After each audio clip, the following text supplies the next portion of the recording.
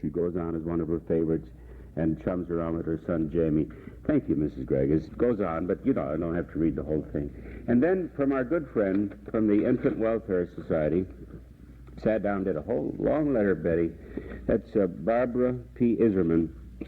She says, what a chuckle my mother and I used to get from your family radio show years ago. In case you just tuned in, this is Cliff Johnson at the Oak Park Club, and we do a program here every morning, and Betty Van Wyck is our contributing senior women's editor, and I'm reading mail of people talking about a program we had 100 years ago.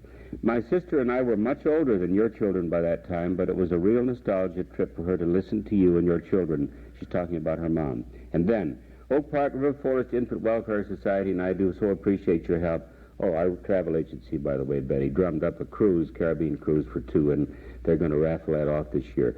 Some of the things that they do in this marvelous Infant Welfare Society, and we'll be talking about that, it's a vote of confidence to make everybody feel that the hours they devote to project not only support our clinic on Randolph Street for preventative medicine for children of age 6 years and on, but also the project itself enriches the fabric of the community by putting forth an attractive, positive image that in turn is beneficial to the business community.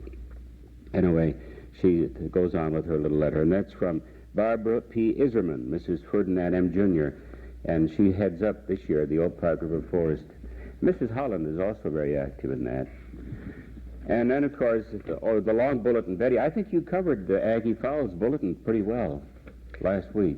Yeah, there's a lot of interesting items in there. As I was looking at it, the one thing that hit me, this is the summary of the various projects that the citizen commissions connected with the village government are working on. Right. And as I read that over, the point that comes to me is how active our citizens are and how willing they are to participate in the governing of this village. There's a lot we couldn't do without citizens who were willing to spend the time on commissions and task forces and investigating this and checking out this. I think one of the more exciting things that is being worked on right now is developing the farmers market for this summer. I noticed that in here. To have a real farmers market in Oak Park, Illinois. Well, now you know why we sit here every morning, Monday through Friday at 7:30 at 106 FM on your AM or FM dial, and keep talking about this great community. And we kid a little about it when we say Herkimer Kettle Strings says it's worth crowing.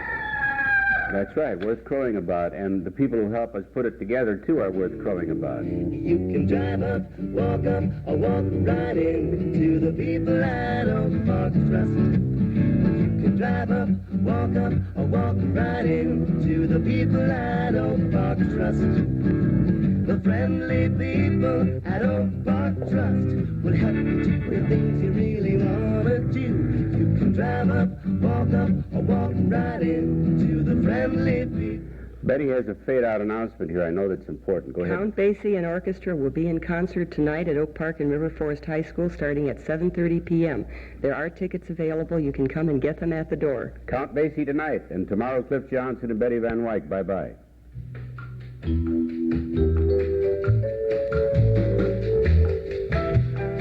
It's not hard to set your mind adrift with ideas of warm sun, quiet shores, and gentle breezes. Does it cost much? Not at all. Coastal Line Cruises will take you right there, provide you with elegant living, serve you gourmet meals, take you to exotic Caribbean islands, and bring you back home for a lot less than you'd expect. Coastal Line is the #1 major cruise ship line with 12 ships in the Caribbean, the Mediterranean, and South America. The renowned Carla Sea and Americanis sail from Puerto Rico into the lower Caribbean and South America. The Flavia, Frederico, Angelina, and Italia sail from Florida to the Bahamas, Caribbean, and South America. Coastal Line's fly and cruise programs right from Chicago can save you as much as $133 per person. You can select a cruise of 3, 4, 7, 10, 11, and 14 days in duration. It's a Roman holiday. You can expect the finest Italian service. Coastal Line and the Caribbean, they belong together with your vacation. Call your travel agent or Coastal Line right here in Chicago. Coastal Line ships are of Italian registry. The Americanis is of Hellenic registry. In stereo at 106 from high atop Sears Tower. This is WXFM, Elmwood Park, Chicago.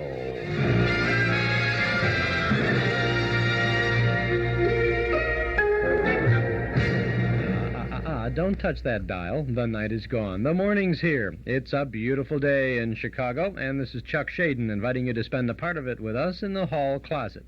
The sounds of good old radio entertainment coming up in just 1 minute. Come clean with Magicist. Now when you can really use it, Magicist is making it more attractive than ever to get your whole house Magicist clean. Hi, this is Carmelita Pope with good news. With any order for cleaning or when you buy a Magicist rug, you'll receive a 16-ounce bottle of Sparkle Glass Cleaner and Sprayer at no additional cost. Call Magicist for pickup and delivery of your rugs and draperies, or save 20% by bringing them into Magicist and get your Sparkle and Sprayer. Have Magicist come to your home or office to clean your carpeting or furniture and get your Sparkle and Sprayer. Call Magicist for pickup or delivery or more information. Chicago phones 378-8600. Suburbs see your phone book. Master Charge and Bank Americard welcome. Come clean with Magicist and get your bottle of Sparkle Glass Cleaner and Sprayer at no additional cost. And remember, Magicist sells rugs, too.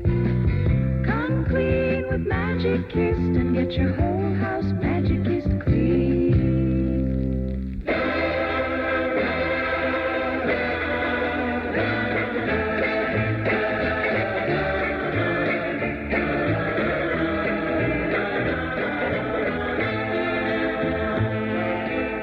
Good morning, Mom, and hello out there in Radio Land. This is Chuck Shaden in the hall closet for Thursday morning, March 18th, 1976, from our Nostalgia Broadcast Center on Chicago's northwest side.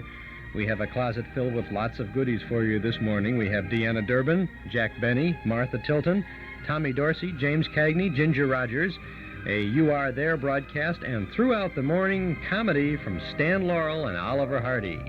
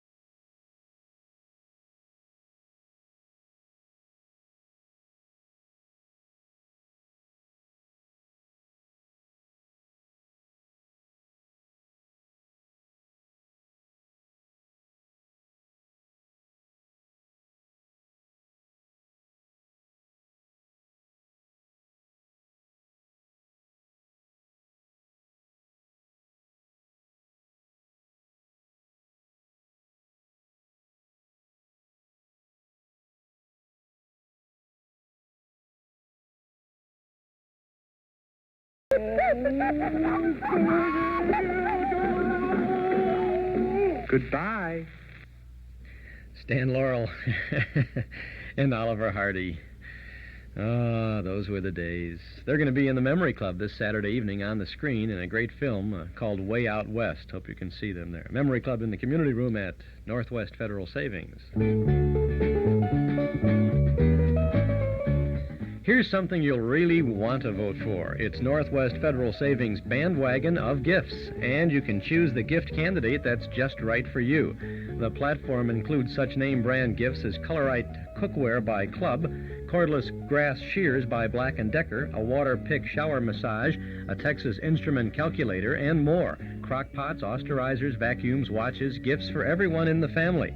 From Northwest Federal, free or at greatly reduced prices when you save $250 or more, and receive the highest interest rate allowed by law at Northwest Federal, too. At any of 4 convenient locations on Irving Park, 2 blocks west of Cicero, in the Harlem Irving Shopping Center, on Dempster and Des Plaines, and at Golf and Algonquin in Arlington Heights, where a vote for Northwest Federal is a vote for good savings. Remember, Northwest Federal Savings open 63 hours a week. It's Northwest Federal Savings Time, 63 hours a week. Chuck Shaden here in the hall closet on WXFM 106 on your FM dial. It's 9 minutes past 8 o'clock. Cloudy this morning, becoming mostly sunny and rather windy, and much warmer by this afternoon.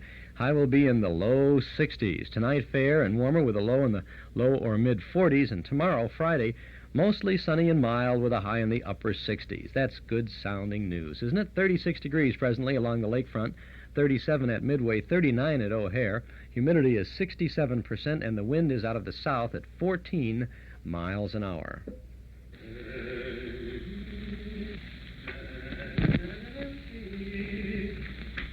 Well, what's new, Sugar? Oh, nothing much. What's new with you? Oh, nothing to speak of. Yes, there is. You didn't tell her about going to the convention. What convention? That's right. I'm glad you reminded me. You see, the Sons of the Desert are giving their annual convention in Chicago next week, and Stan and I are going. Oh, you are? We thought the trip would do us good. Besides being good for us in a business way. You see, we'll meet new friends and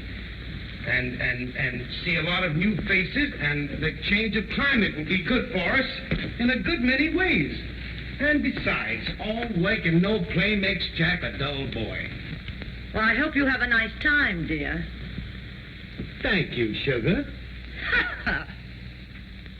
What's that for? Just this. You're not going. What do you mean I'm not going? Just that. You're not going to the convention. You're going to the mountains with me. But he can't go to the mountains, you see. He took a note. And the exhausted ruler said that... Now listen, Dodo. You keep out of this. Wait a minute, Sugar. There's no use getting excited. You're making a mountain out of a molehill. Certainly, life isn't short enough. Are you going? Huh? I said, are you going? Yes, Sugar. Mrs. Hardy. Who said so? Him. Oh. Well, you can do as you please. But you're going to the mountains with me. Now, wait a minute. You listen to this. I want this understood once and for all. I'm not going to the convention. I'm going to the mountains. That's just what I said. That you're not going to the mountains. That you're going to the mountains. Well, why don't you compromise? What do you mean, compromise? Well, he means, sweetheart. Oh, shut up. If you think that you're going gallivanting off with a lot of hoodlums to any convention whenever you want to, you're not. Not for a minute you're not. Here I am, slaving day after day, washing and ironing till my fingers bleed. And do you appreciate it? Do you? Well, you don't give me... Oh, shut up. Don't talk back to me. Just because I'm unselfish, what does it get me? Working for you. Working for your interests. I planned a vacation for you in the mountains at a nice resort where they play bridge and have lectures on art and color. I fight crowds in department stores, dying of the heat, killing myself trying to get a nice mountain outfit together. Why? Why? Why? Oh, you keep out of this. I'll tell you why, so you won't be ashamed of me. And do you appreciate it? Do you? Ha! You want to take the first chance to run out to the convention. Convention. You go to the convention over my dead body, I'll put you in jail first. And you too, with the rest of the sons of the sons of the desert. Well, another fine mess, huh? I'll tell you what we do. We won't tell our wives. Stan and Ollie. Chuck Shaden here in the hall closet on WXFM. I'd like to invite you to subscribe to our Nostalgia newsletter and radio guide. A year's subscription is only $6. There's lots of good reading and good information in our monthly publication. It contains the complete schedule of all of the old-time radio shows we offer 7 days a week on 6 Chicagoland AM and FM radio stations. And you can subscribe right now by telephone when you call us here at our studio, 545-2260. That's 545-2260. We'll take your name and address, and your subscription will begin with the April issue, which you'll have before the end of this month, and we'll include an invoice for your year's subscription, $6 for 12 issues. Call us at 545-2260 right now. We're working on the April issue these days, and it'll be going to the printers at the end of this week. The April issue features a cover photo of Bud Abbott and Lou Costello with Mel Blanc as Bugs the Easter Bunny. We have a 1942 reprint article about Hal Perry, the Great Gildersleeve, and a number of interesting items from a 1948 television forecast magazine. You'll find Mark Nelson's Film Clips column all about James Cagney and Carl Pearson's notes from the bandstand speaking musically about the film careers of a number of big band leaders. Gary Schroeder has created a poetic memory for us with a nostalgic rhyme called Over 35. There's the rest of that 1949 Radio Mirror program log showing the network programming from Thursday, Friday, and Saturday of not so long ago. All of this, and of course, another dime store classified ad page for folks who want to buy, sell, or trade items of a nostalgic nature. And there's news of our regular Saturday Night Memory Club movies, too. So if you would like to subscribe, now's the time to do it. A year's subscription to our Nostalgia Newsletter Radio Guide is only $6. Call us at 545-2260 or send $6 to Nostalgia Newsletter, Box 421, Morton Grove, 60053. But if you want to make sure you get the April newsletter before the 1st of April, give us a call right now. 545-2260. 545-2260.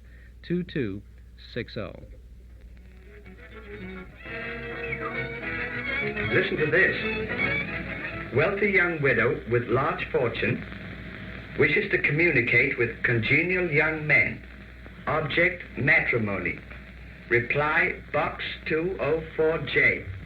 Probably some old crab with a face that would stop a clock. I wouldn't want to marry her no matter how much money she had. Well, I'd marry her. You would. Well, after all, beauty's only skin deep. I'd take some of the money and I'd have her face lifted. Then I could settle down and I wouldn't have to scrape chins anymore. Wouldn't have to work hard anymore. Tell me that again. Huh? Let me hear that again. Well, if beauty was only skin deep, I could take some of the money and I could have her skinned, and then she'd be able to look at the clock without having to work hard anymore. Then we could settle down and I could scrape her chin and congenial if I didn't have to work hard anymore. That's a good idea. Eden's Plaza Shopping Center, where Eden's Expressway, Skokie Boulevard, and Lake Avenue meet at Wilmette. Eden's Plaza Shopping Center, where convenience is important, and so are you. Eden's Plaza Shopping Center, easy to reach, easy to park, easy to shop. Many fine stores open to serve you 7 days a week at Eden's Plaza Shopping Center in Wilmette. That's a good idea. Weatherman says it's going to be a very nice day today, and tonight and tomorrow as well, because these clouds will move out this morning, and it'll be a mostly sunny afternoon. Some wind in the forecast, much warmer, high in the low 60s, down to the low or mid-40s tonight, and then tomorrow, Friday, under mostly sunny skies, it'll be a very mild day with a high in the upper 60s. It's 39 degrees now at 17 minutes past 8 o'clock. Here's news for old-time radio fans looking for vintage broadcasts on long-play records or on 8-track tapes. Now you can have the original old-time radio shows of the Lone Ranger, the Green Hornet, Gangbusters, The Shadow. Who knows what evil lurks in the hearts of men? The Shadow knows. They're all in this fabulous old-time radio collection, complete and uncut versions of the original shows. You'll also get history-making news reports, the Hindenburg disaster. It burst into flames. It's crashing. It's crashing terrible. This is one of the worst catastrophes in the world. Oh, the humanity and all the presidents. And there's also FDR, Churchill, Truman, MacArthur, Eisenhower, and more. Plus the greatest moments in sports. Newt Rockney. We're going to get them on the run. We're going to go. Fight. What do you say, madam? You'll hear Carl Hubble, Lou Gehrig, Babe Ruth, Jack Dempsey, Joe Louis, and many more.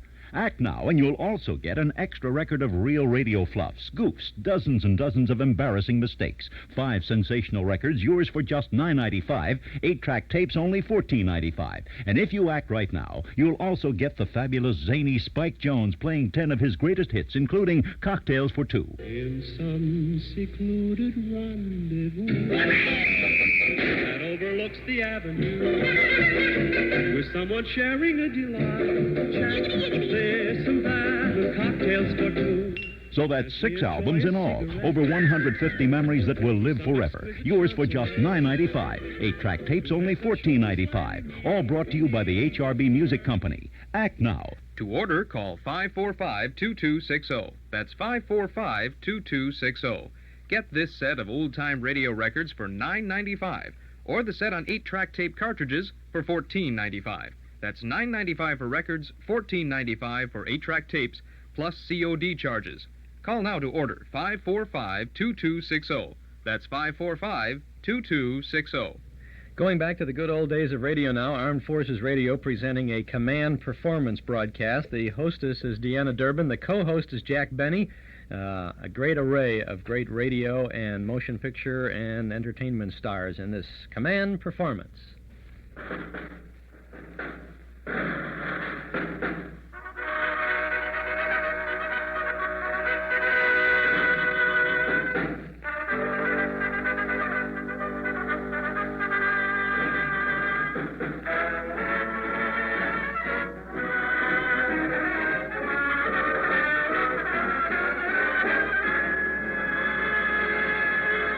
Command Performance USA.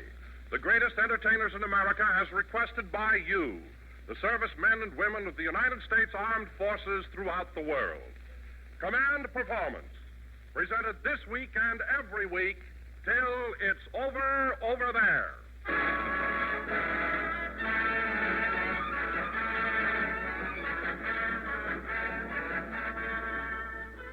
Okay there, gang. Time to rustle the rump around the rostrum and reel in some ribald raucuses in answer to your request to Command Performance, Armed Forces Radio, Los Angeles, USA. Incidentally, this month marks the 5,000th hour of broadcasting from the AES at Tehran in the Persian Gulf Command. And in honor of them, Command Performance has selected as your mistress of ceremonies on this particular stanza the lovely star of Universal Pictures, Deanna Durbin.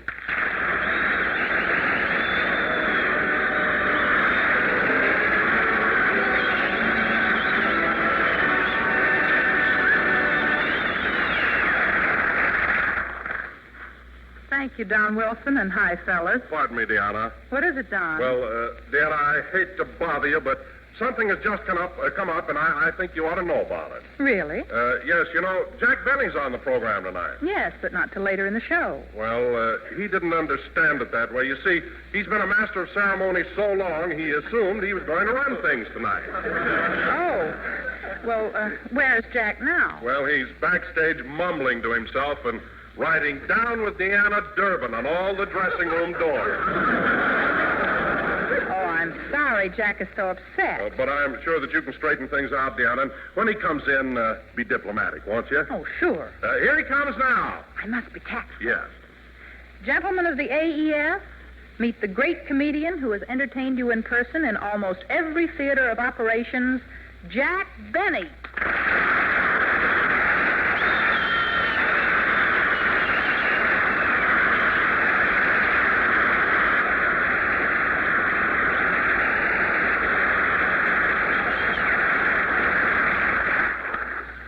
Thanks, folks. Hi, fellas. Welcome to Command Performance, Jack. Thanks, you little sneak. Now, Jack, you shouldn't feel like that. I was called upon to be mistress of ceremonies here tonight, and just because you misunderstood and thought you were going to take charge is no reason for any hard feelings. It isn't, huh? No, I realize that you're one of the world's greatest MCs. You do, huh? Yes. And I also realize that you've just returned from an extensive tour of our bases in the South Pacific. And they loved me in New Guinea. Well, I understand that they loved you everywhere. But I should think that after a trip like that and with all that work, you must be awfully tired. Oh, I am. I'm exhausted. Then why don't you go over in the corner and sit down? Now, just a minute. I'm not that weak, young lady. Besides, if you think I came all the way down here just to sit in the corner, you've got another thing coming. Tell you, I don't know what's happening to all the young girls nowadays. Well, naturally, you don't get around them much. Now, listen, Deanna, topping me will get you nowhere. If you want to be mistress of ceremonies, run the show. It's all yours, Miss Durbin. Thank you, Mr. Benny. As you know, on these command performances, we aim to answer all the mail that comes our way. One of the names we come across over and over again is Martha Tilton. And since her recent tour to the South Pacific, that mail has really piled up. So now... You see, the mail has really piled up. I mean, there's no cleverness there. Please. You need vaudeville training to introduce people right. All right, Jack. I'm willing to learn. How would you make the introduction? Well, I'd try to use a little ingenuity. I'd say something like, a funny thing happened to me on the way to the studio.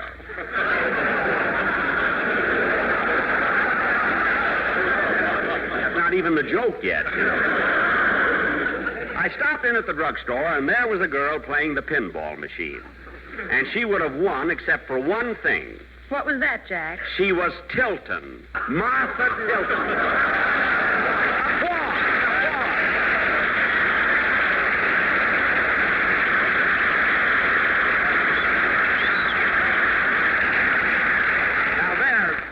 An introduction. Don't you think so, Deanna? Well, you could never throw your brain out of joint thinking of it, but it was all right. I thought it was dynamite. How about you, Martha? Well... Now, there's a girl who knows. Gee, Martha, you're looking swell. Well, thanks, Jack. You know, I haven't seen you since we both got back from the South Pacific. What's the good word? It's still no.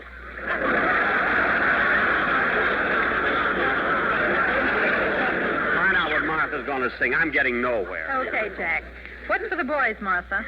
Lots of requests for I Walk Alone, Deanna.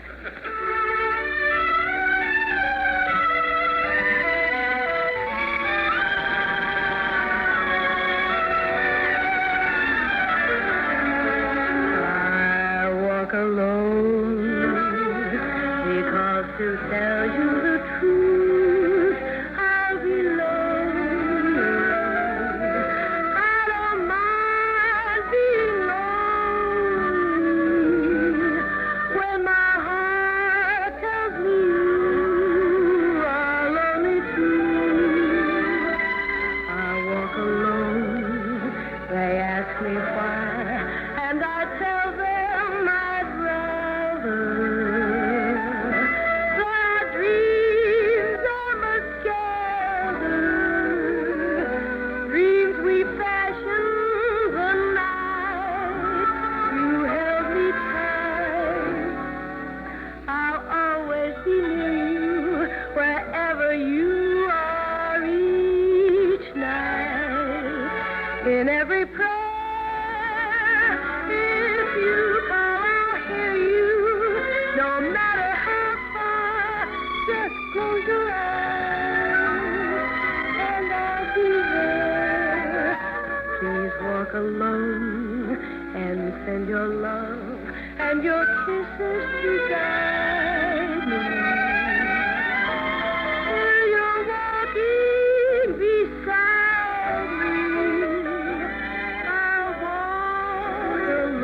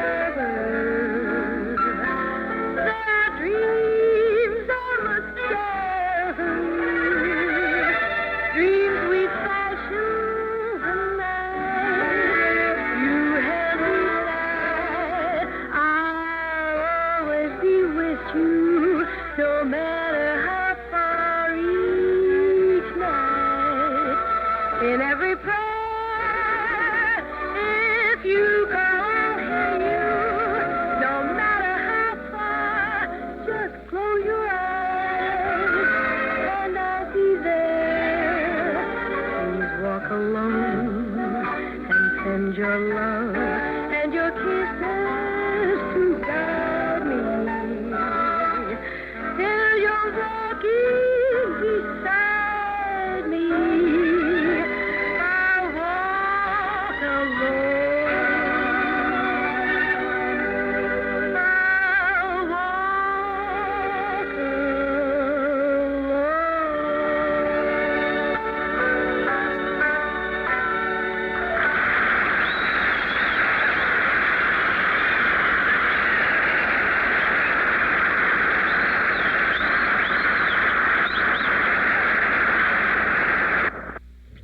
There she is, the Lilton Miss Martha Tilton.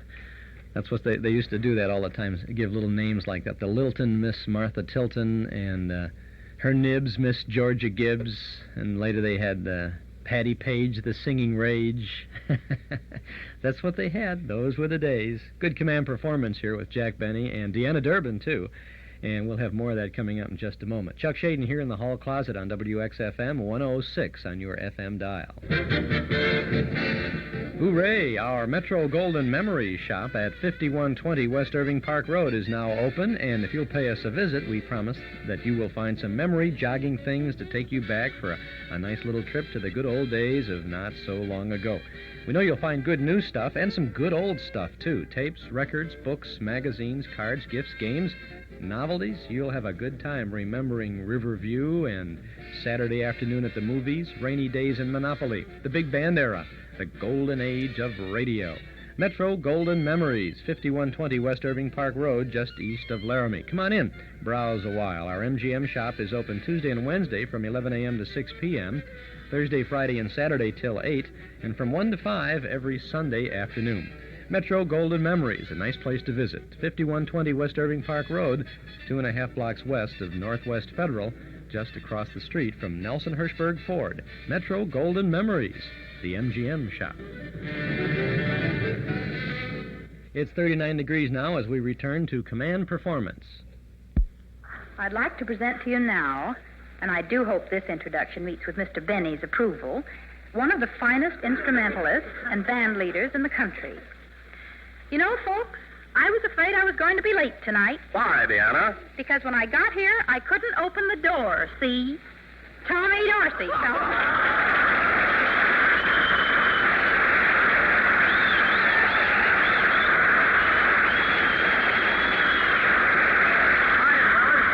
Thanks, Deanna. Tommy, I'd like to explain that introduction. You see, it comes from the Jack Benny School of Comedy.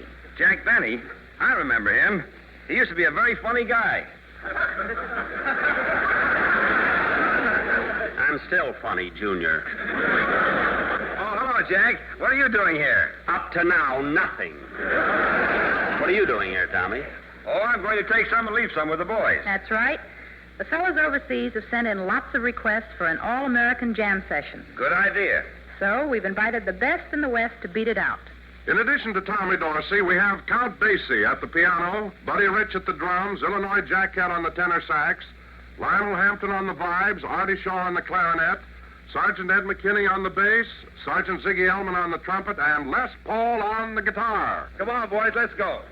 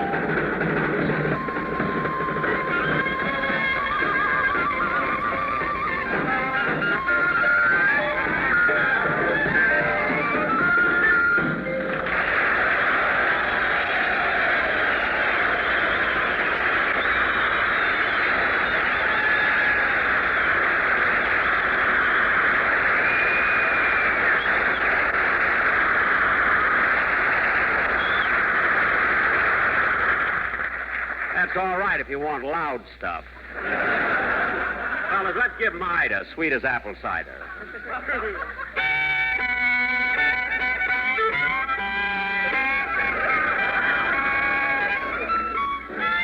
And now, fellas. Quiet a minute.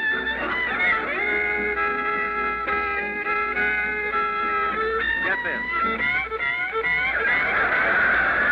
Boy, am I hot. I got it, haven't I? I don't know where to put it.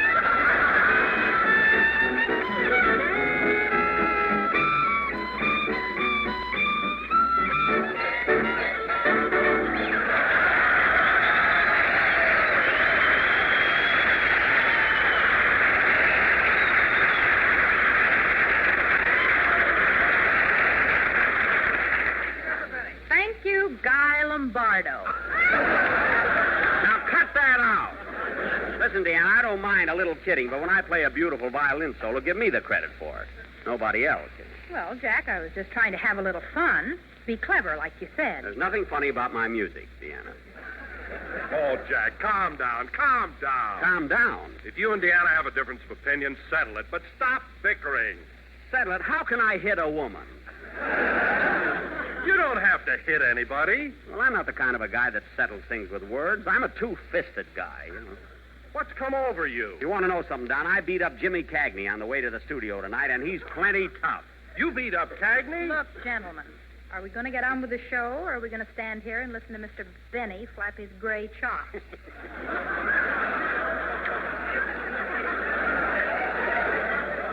Oh, if you were only Cagney. But she's not. She's Durbin, Deanna, that is. And that's Jack Benny. And, boy, great jam session in there, huh? Some greats. Tommy Dorsey with Ziggy Elman, Lionel Hampton, Les Paul, Buddy Rich. Wow. Chuck Shaden here in the hall closet on WXFM 106 on your FM dial. Do you know how much fun it is to own a player piano? You can find out when you visit the Player Piano Parlor in Long Grove. At the Player Piano Parlor, we feature those wonderful old player pianos, the kind Grandma used to have, but now looking and playing like new because of our complete restoration and refinishing. Don't have room for an upright? Then maybe you'll want the Sting, the brand new player piano that's styled like an upright, but in a modern console size. We also feature the famous Duo Art player in 4 styles and finishes, and the compact party player, the Pianola, that's only 45 inches wide. All our pianos, new and restored, are unconditionally guaranteed for a full year, no charge for parts or labor.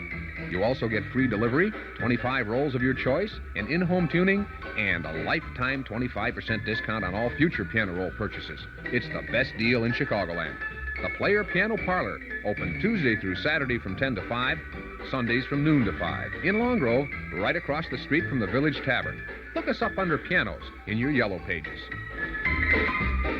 It's 37 degrees now at 18 and a half minutes before 9 o'clock, returning to this Armed Forces Command Performance broadcast from the 1940s. Jack, stop dreaming. You wouldn't sneeze if Jimmy Cagney threw a handful of pepper in your face.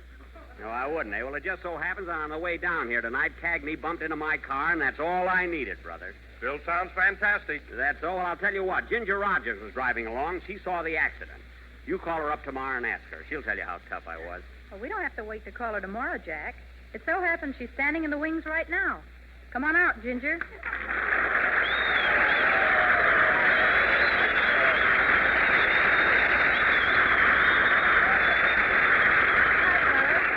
Hello, Deanna. Hello, Ginger. The trouble with this show, everybody's on it. Why, hello, Jack. What are you doing here? What are you doing here? Cheapers. Oh, Ginger, Jack was just telling us that you were a witness to a little accident. What happened? Oh, it's not important. I'm not suing Cagney or anything. Let's forget about it. No. I'd like to know what happened. Well... Say, Ginger, that's a beautiful hat. May I wear it sometime? You've still got an umbrella of mine that you borrowed in 1929. Well, I've been meaning to return it. You know. Oh, now quit stalling, Jack. What about the accident? What are you, an ambulance chaser or something? Look, we're talking about Ginger's hat. Come on, Ginger. Tell us about the accident. Well, we were all driving east on Sunset, and Jack was waving at me and giggling and honking his horn. Well, sure I was giggling. I mean, the springs in my front seat are all sticking through. And Naturally, Jack's car got out of control, and he smacked into Cagney's fender. That'll be decided in court, Miss Rogers.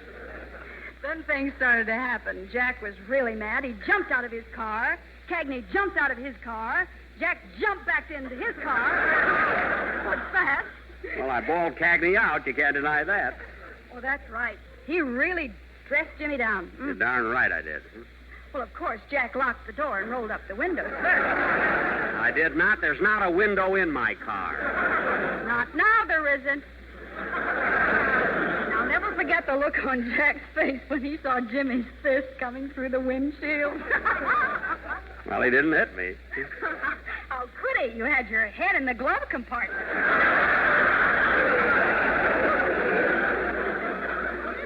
I was looking for my tear gas fountain pen. Lucky for Cagney, I didn't find it. Believe me, if he ever opens his mouth to me again, I'll fix his wagon. You will, huh? Yes. Well, Jack, what would you say if I told you that right now Jimmy Cagney was standing right in back of you? Well, that's just the... Yikes! Jimmy Cagney, fellas.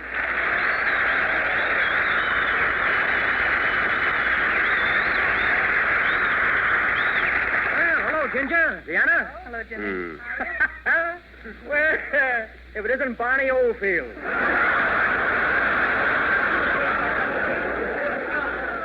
I know someplace I've got a laugh here. I don't know where it is. Listen, don't try to laugh it off, Cagney. You scratch my fender, it's going to cost you about $300 to have it touched up. Who's doing the painting for you, Rembrandt? That happens to be his name, Morty Rembrandt. 1820 Temple Street. Open evenings. I'll have Morty send you the bill. Look, Jack, you better drop the whole thing, or I'll start an action against you to collect for the damage to my car. You'll have some job getting anything out of me, brother. I'll get some dough out of you if I have to dig up your whole front yard. You can dig all you want, but if you haven't got the map, you're a dead duck. Besides, Cagney, I've got a witness. She saw the whole thing, Ginger Rogers. Why, I couldn't testify for you, Jack. After all, you bumped into Jimsy. Jimsy? Jimsy? I can see where I stand here. Well, I think Ginger's being very fair. Fair meaning she's not a brunette. Listen, Ginger, you can look at this accident any way you want to. Look, Jack, you're acting like a little boy. Yep, an old, broken-down little boy. Jack, once and for all, let's drop the whole thing, or you're going to pay for my fender. Oh, I am, eh? Well, I can see there's only one way out. We'll settle this man to man. Do you fight? Quite a bit. What else do you do? I dance. Well, let's dance and settle this. I hate to break up these beautiful hostilities, but we've got to get back to command performance. There's a letter here addressed to Jimmy Cagney from the Brooklyn gang at APO 885. It seems that Gowanus Gus, Flatbush Flanagan, Demi-Tass McGuire of Borough Hall, Left Field Louie from Ebbets Field, and Sam Flea Phil from Coney Island have a special request. What is it, Deanna? Well, they say they haven't had a chance to see you in pictures lately, but they sure remember some of those tough guy parts you used to do. So they want you to pick somebody on command performance tonight and punch them in the jaw.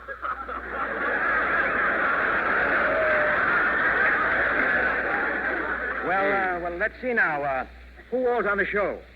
Well, there's me, Martha Tilton, Ginger Rogers, and Don Wilson. Good old Don. And then, of course, there's you, Jackie. Now she gets friendly. Well, I'd like to oblige the boys from Brooklyn. It looks like you're it, Jackie. I'm game if you are. Who's on the game end? Why can't I do the punching? I've been in some pretty tough pictures myself, you know. Brutal is the word. Don't evade the issue. Why can't I hit you? Because this is command performance, and we've got to answer the requests exactly as they come in. Very well. I'm ready. First, there's something I'd like to say.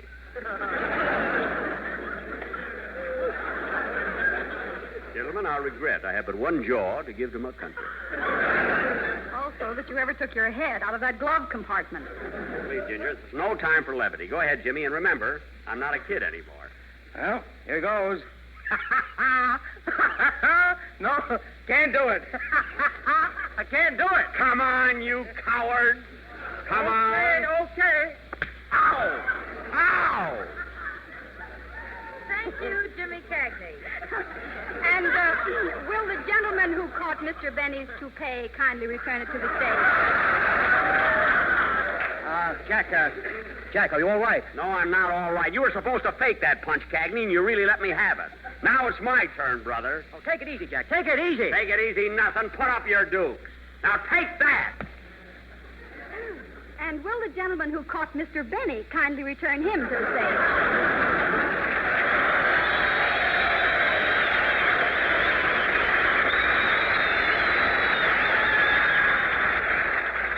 While the ushers are reviving Mr. Benny, this seems a good time to say that we've had an awful lot of requests to have Jimmy Cagney sing some of the songs from Yankee Doodle Dandy. How about it, James?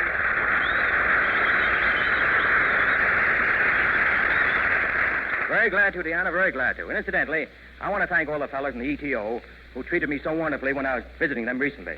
I really got a great bang out of it, and that's no fooling. And for me to tell you that you're doing a great job is like telling Abbott and Costello who's on first. Anyhow, with a bow to George M. Cohan, here it is. You're a grand old flag, you're a high-flying flag, and forever in peace may you wave.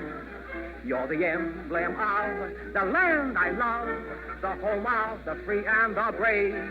Every heart beats true under red, white, and blue, where there's never a boast or a brag. What should old acquaintance be forgot? Keep your eye on that grand old flag. I'm a Yankee Doodle Dandy, Yankee Doodle do or die.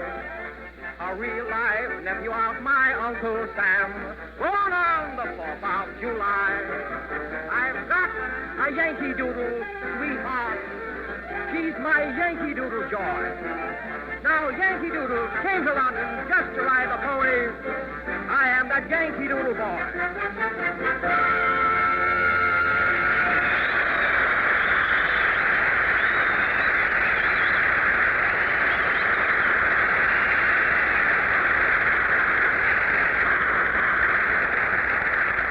Well, gang, that kind of wraps up another bundle of whatever you want to call it. Incidentally, we'd like to hear from you if you have any extra special people or things you'd like to hear. We got that note from you guys down at the Atterbury Hotel in downtown Guadalcanal. And we got some ideas for you that we're sending along. Meantime... Pardon me, Deanna. I'd just like to say that if any of my fans are worried about me, I'm perfectly okay. That punching business was just a little gag. I'd give that Cagney a Mickey Finn if I didn't think he'd enjoy it. Good night, fellas. And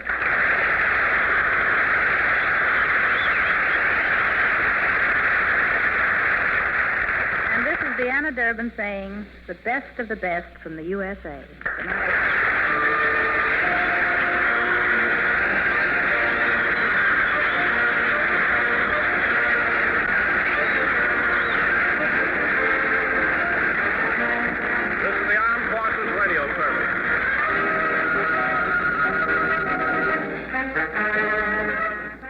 That's Command Performance. That's program number 140 in that series of shows, produced stateside in Hollywood for broadcast all over the world to the fighting men and women of the United States Armed Forces.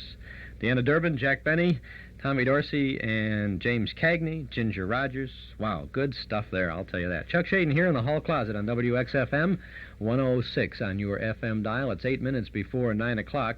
Our cassette tape of the month for the month of March features This Is Your Life, Charlie McCarthy. It's 2 consecutive Ralph Edwards programs, with Ralph opening the book on the interesting life of the world's most famous little funny fella, Charlie McCarthy. All-star cast on this show features Edgar Bergen, Mortimer Snerd, Rudy Valley, Dorothy Lamour, Hopalong Cassidy, Cary Grant, Ken Murray, Elsa Maxwell, many others as they pay tribute to Charlie. It's our cassette tape of the month for March, and it's yours for only $5 from the hall closet. Box 421, Morton Grove, 60053. This Is Your Life, Charlie McCarthy. 2 shows from March of 1950. They're back-to-back on our March cassette tape of the month. $5 from the hall closet. Box 421, Morton Grove, 60053. Or you can get your March tape at any of the 4 offices of Northwest Federal Savings in Chicago, Des Plaines, Norridge, and Arlington Heights. Charlie McCarthy getting the star treatment from Ralph Edwards. Our cassette tape of the month for March, $5 from the Hall Closet. Box 421, Morton Grove, 60053. This Saturday evening in the Memory Club over in the community room at Northwest Federal Savings, 4901 Irving Park Road in Chicago, we have Way Out West, a good film from 1937 starring Stan Laurel and Oliver Hardy, one of the all-time great classic features by Stan and Ollie. Plus, we will have a film tribute to Busby Berkeley, the fabulous dance director, singer, star of the behind-the-scenes of so many all-talking, all-singing, all-dancing films. He passed away last weekend at the age of 80. We will be able to show you some of his most outstanding production numbers. So that's a good Saturday coming up in the Memory Club at Northwest Federal. Doors open at 7:30. Film begins at 8. Tribute to Busby Berkeley, plus Stan Laurel and Oliver Hardy in Way Out West.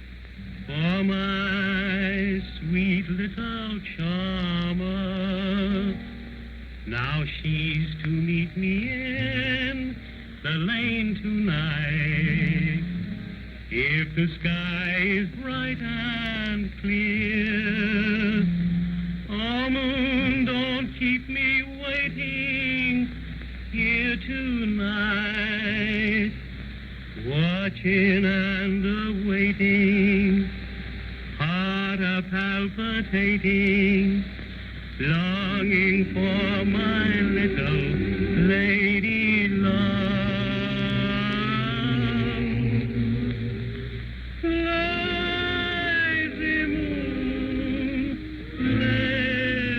moon, why don't you show your face upon the hill? Lazy moon, come out soon. You can make me happy if you will. Now when my lady sees your face a-peeping, then I know a promise she'll be keeping. Tell me what's the matter, are you sleeping? Lazy moon,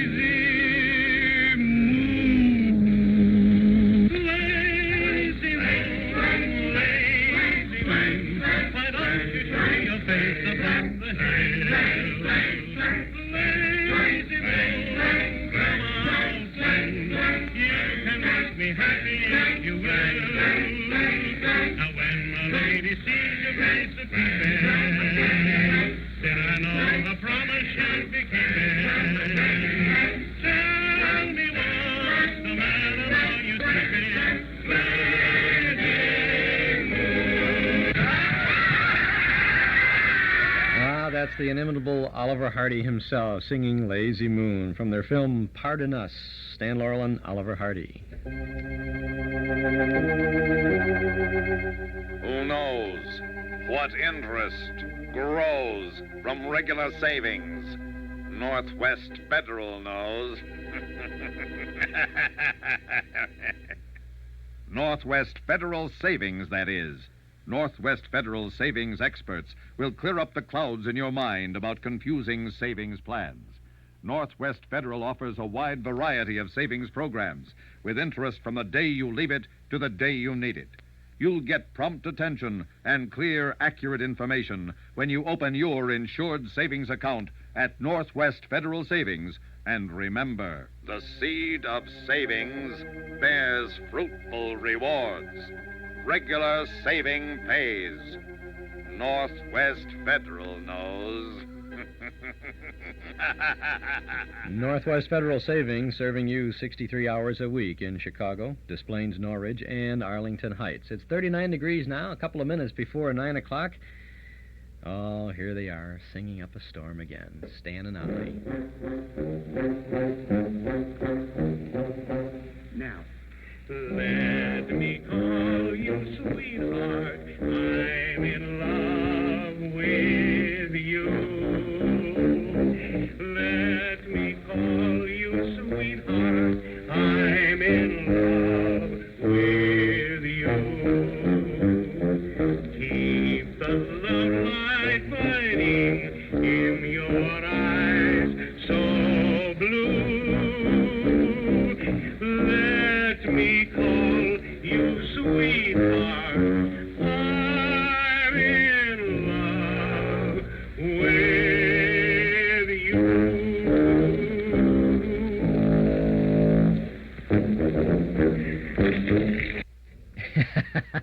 He cared enough to send the very best. Well, you know who was on the tuba, don't you? Is another fine mess. Stan Laurel and Oliver Hardy. We're kind of saluting them throughout the morning. This morning here in the hall closet, this is Chuck Shade and a quick trip downtown, and then we'll be back with the big selling record in England by Stan Laurel and Oliver Hardy. So stick around and don't touch that dial. Midway Furnace and Air Conditioning Company at 2932 River Road in River Grove, Illinois, reminds pedestrians that a lifetime can be spent crossing a street. Stay alert and stay alive.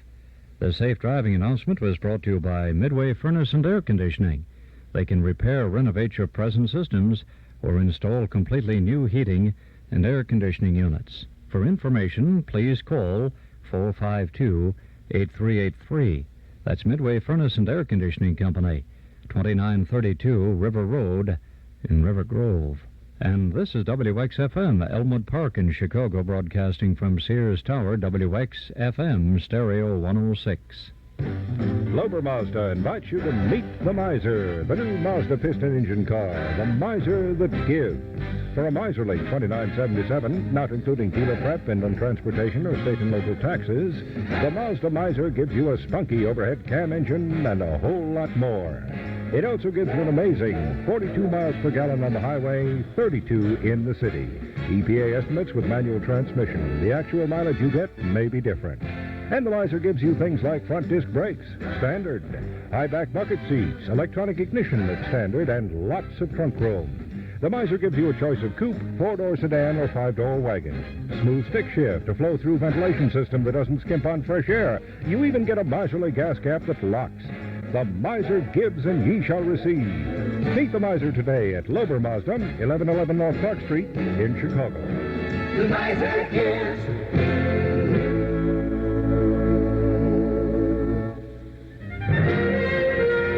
In stereo at 106 from high atop Sears Tower, this is WXFM, Elmwood Park, Chicago.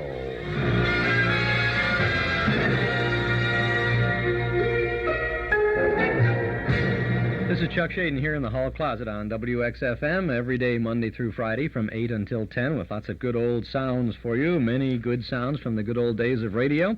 And this morning, the sounds of Laurel and Hardy from most of their movies or from a great many of their films.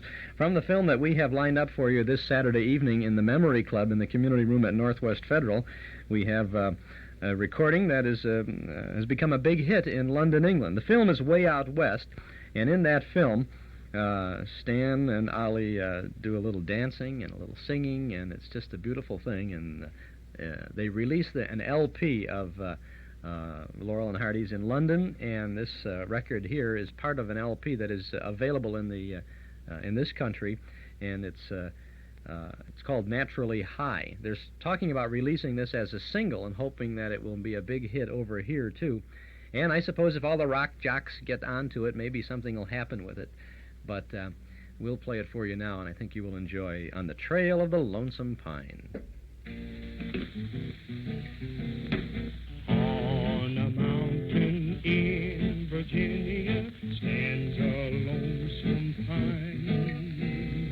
Just below is the cabin home of a little girl of mine. Her name is June, and very, very soon she'll belong to me. For I know she's waiting there for me 'neath that lone pine tree.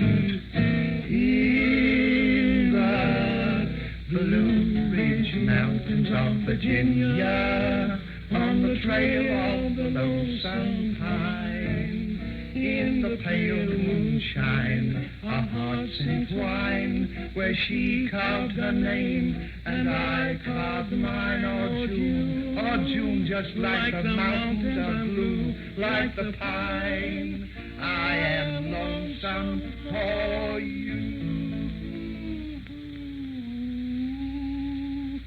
In the Blue Ridge Mountains of Virginia, on the trail of the lonesome pine. In the Blue Ridge Mountains of Virginia, on the trail of the lonesome pine. In the pale moonshine, our hearts entwine, where she carved her name and I carved mine. Oh, June, like the mountains I'm blue, like the pine, I am lonesome for you. In the Blue Ridge Mountains of Virginia, on the trail of the lonesome pine. Stan Laurel and Oliver Hardy with a little help there. The Trail of the Lonesome Pine. That's from the film Way Out West. You can see the boys perform that beautifully this coming Saturday evening in the Memory Club on the screen in the community room at Northwest Federal Savings. Ah, those were the days. Running boards and rumble seats were standard equipment on a new Ford back in 1931 when Nelson Hirschberg Ford first put up their "We're in business to serve you" sign on Irving Park Road. In the 45 years since then, running boards and rumble seats have become but a fond memory. But Nelson Hirschberg Ford is still in the business of serving thousands of Chicagoland families with the bright new Fords at the same location, 5133 West Irving Park Road at Laramie. And when you visit Nelson Hirschberg Ford, you'll discover what's made their business prosper all these years. You'll discover that Nelson Hirschberg Ford wants your business today and tomorrow, too. They stand on their reputation as one of Chicagoland's oldest, most respected Ford dealers. And you can be sure that when you buy a new Ford or a clean select used car from Nelson Hirschberg, you'll get more than an automobile. You'll get a Nelson Hirschberg automobile, one with reliability and dependability as standard equipment. Ask the man who owns one. Nelson Hirschberg Ford at 5133 Irving Park Road, 5 blocks west of Cicero at Laramie. That's just across the street from the Metro Golden Memory Shop. This is Chuck Shaden here in the hall closet on WXFM 106 on your FM dial. Weatherman says it's going to be cloudy morning, become mostly sunny, rather windy, and much warmer by this afternoon. High will be in the low 60s. Tonight, fair and warmer with a low in the low or mid 40s. And tomorrow, Friday, great way to begin a weekend or to start to wrap up the week. A mostly sunny day, very mild with a high in the upper 60s. Presently, it's 39 degrees along the lakefront, 43 at O'Hare, 41 at Midway. Humidity is 52%, and the breeze, a rather healthy breeze out of the south at 14 miles an hour. Here's news for old-time radio fans looking for vintage broadcasts on long-play records or on 8-track tapes. Now you can have the original old-time radio shows of the Lone Ranger, the Green Hornet, Gangbusters, The Shadow. Oh, no. What evil lurks in the hearts of men? The Shadow knows. They're all in this fabulous old-time radio collection, complete and uncut versions of the original shows. You'll also get history-making news reports, the Hindenburg disaster. It burst into flames. It's rising terrible. This is one of the worst catastrophes in the world. All the humanity and all the presidents. And there's also FDR, Churchill, Truman, MacArthur, Eisenhower, and more. Plus the greatest moments in sports. Newt Rockney. We're going to get them on the run. We're going to go. Fight. What do you say, man? You'll hear Carl Hubble, Lou Gehrig, Babe Ruth, Jack Dempsey, Joe Louis, and many more. Act now, and you'll also get an extra record of real radio fluffs, goofs, dozens and dozens of embarrassing mistakes. 5 sensational records, yours for just $9.95. 8-track tapes, only $14.95. And if you act right now, you'll also get the fabulous zany Spike Jones playing 10 of his greatest hits, including Cocktails for Two. In some secluded rendezvous that overlooks the avenue, with someone sharing a delight, this and that, cocktails for two. So that's 6 albums in all, over 150 memories that will live forever. Yours for just $9.95. 8-track tapes, only $14.95. All brought to you by the HRB Music Company. Act now. To order, call 545-2260. That's 545-2260. Get this set of old-time radio records for $9.95, or the set on 8-track tape cartridges for $14.95. That's $9.95 for records, $14.95 for 8-track tapes, plus COD charges. Call now to order 545-2260. That's 545-2260. Good morning, sweetheart. Don't good morning me. Where were you last night? Stan took me to see a Punch and Judy show. I'm getting sick and tired of this. It's Stan here, Stan there. Stan wants me to go here, Stan wants me to go there. I tell you, it's beginning to get on my nerves. Why, you ought to be ashamed to even be seen on the street with him. When I tell you I understand... Well, why don't you answer the telephone? All right. Hello? That you, Ollie? Yes? Say, listen, I just got a couple of tickets for tonight for the Cement Workers' Bazaar. Can you come along? We might win a prize. They're going to give away a steam shovel. Yes, Mr. Jones.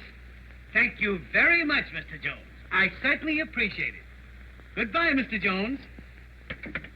Well, who was that? That was Mr. Jones, my new boss. Oh. He's having a big business meeting tonight, and he wants me to attend. Oliver. All of the out-of-town boys are going to be there. Big, influential men. Just the kind of men that you want me to associate with. Oh. At last you're beginning to get someplace. It'll do me a lot of good. Why, naturally. It'll have a tendency to promote me to higher endeavors. I'll get it. Hello? Hey, Ollie, this is me. Oh, hello, Mr. Jones.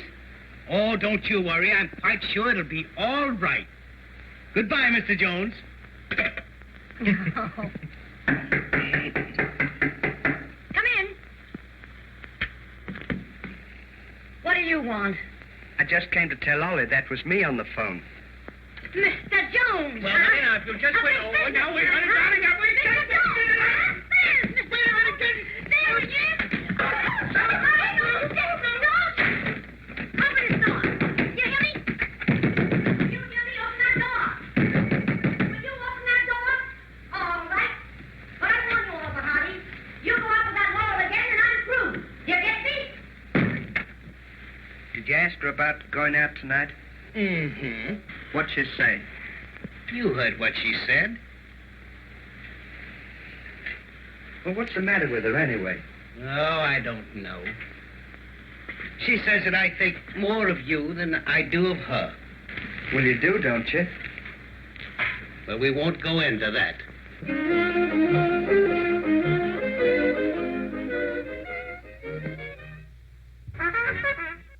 Stan Laurel and Oliver Hardy. Oh, it just goes on and on and on with all that stuff, doesn't it? This is Chuck Shaden here in the hall closet on WXFM 106 on your FM dial. It's 12 and a half minutes past 9. Our Metro Golden Memory Shop at 5120 West Irving Park Road is now open, and we're ready to serve you with lots of memory minders of the good old days. Hundreds of recordings of old-time radio shows on cassette tape and on LP records, plus big band, soundtrack, and personality recordings. Lots of new things to bring back the old times, lots of old things to provide more good times. Movie posters, magazines, books, cards, games, jigsaw puzzles, gifts, and novelties. It's all there, and it's all waiting for you at our new Metro Golden Memory Shop, 5120 West Irving Park Road, just east of Laramie. Pay us a visit real soon. The MGM shop is open Tuesday and Wednesday from 11 a.m. to 6 p.m., Thursday, Friday, and Saturday until 8, and on Sunday from 1 to 5. Come in and see all the goodies at Metro Golden Memories, 5120 West Irving Park Road, 2.5 blocks west of Northwest Federal, just across the street from Nelson Hirschberg Ford. Metro Golden Memories, the MGM shop. Continuing now with Stan Laurel and Oliver Hardy.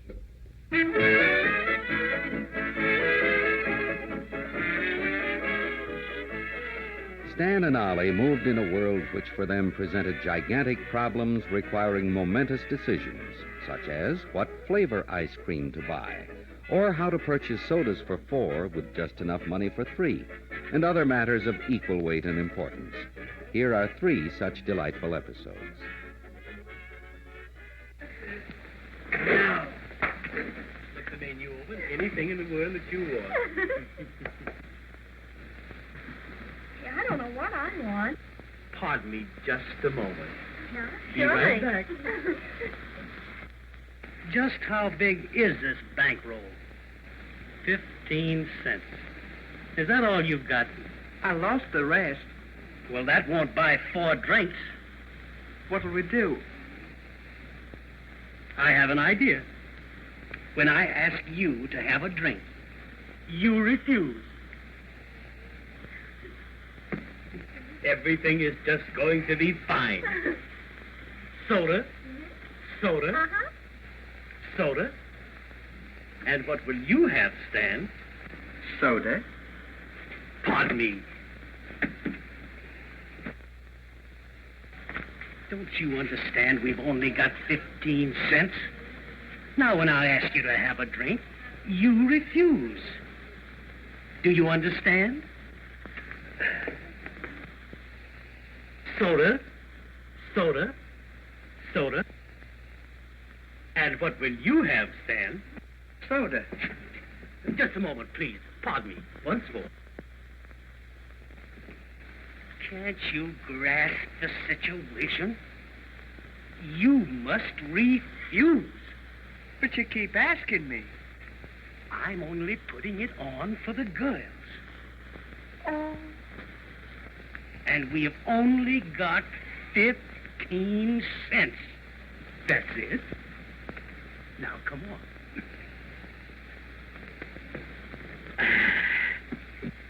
Now, let's see.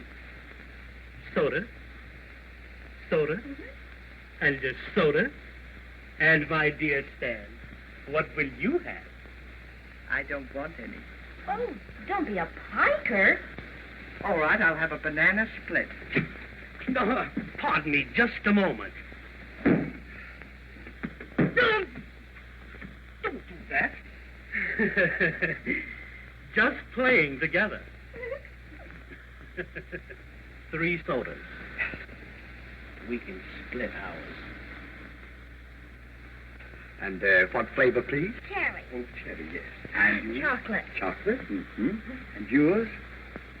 Sassafras. What is it now? I don't like sassafras. 3 sodas. 1 with sassafras. Shut up.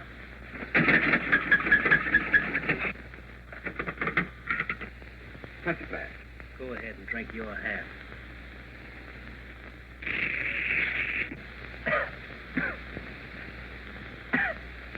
Do you know what you've done? What made you do it? I couldn't help it. Why? My half was on the bottom.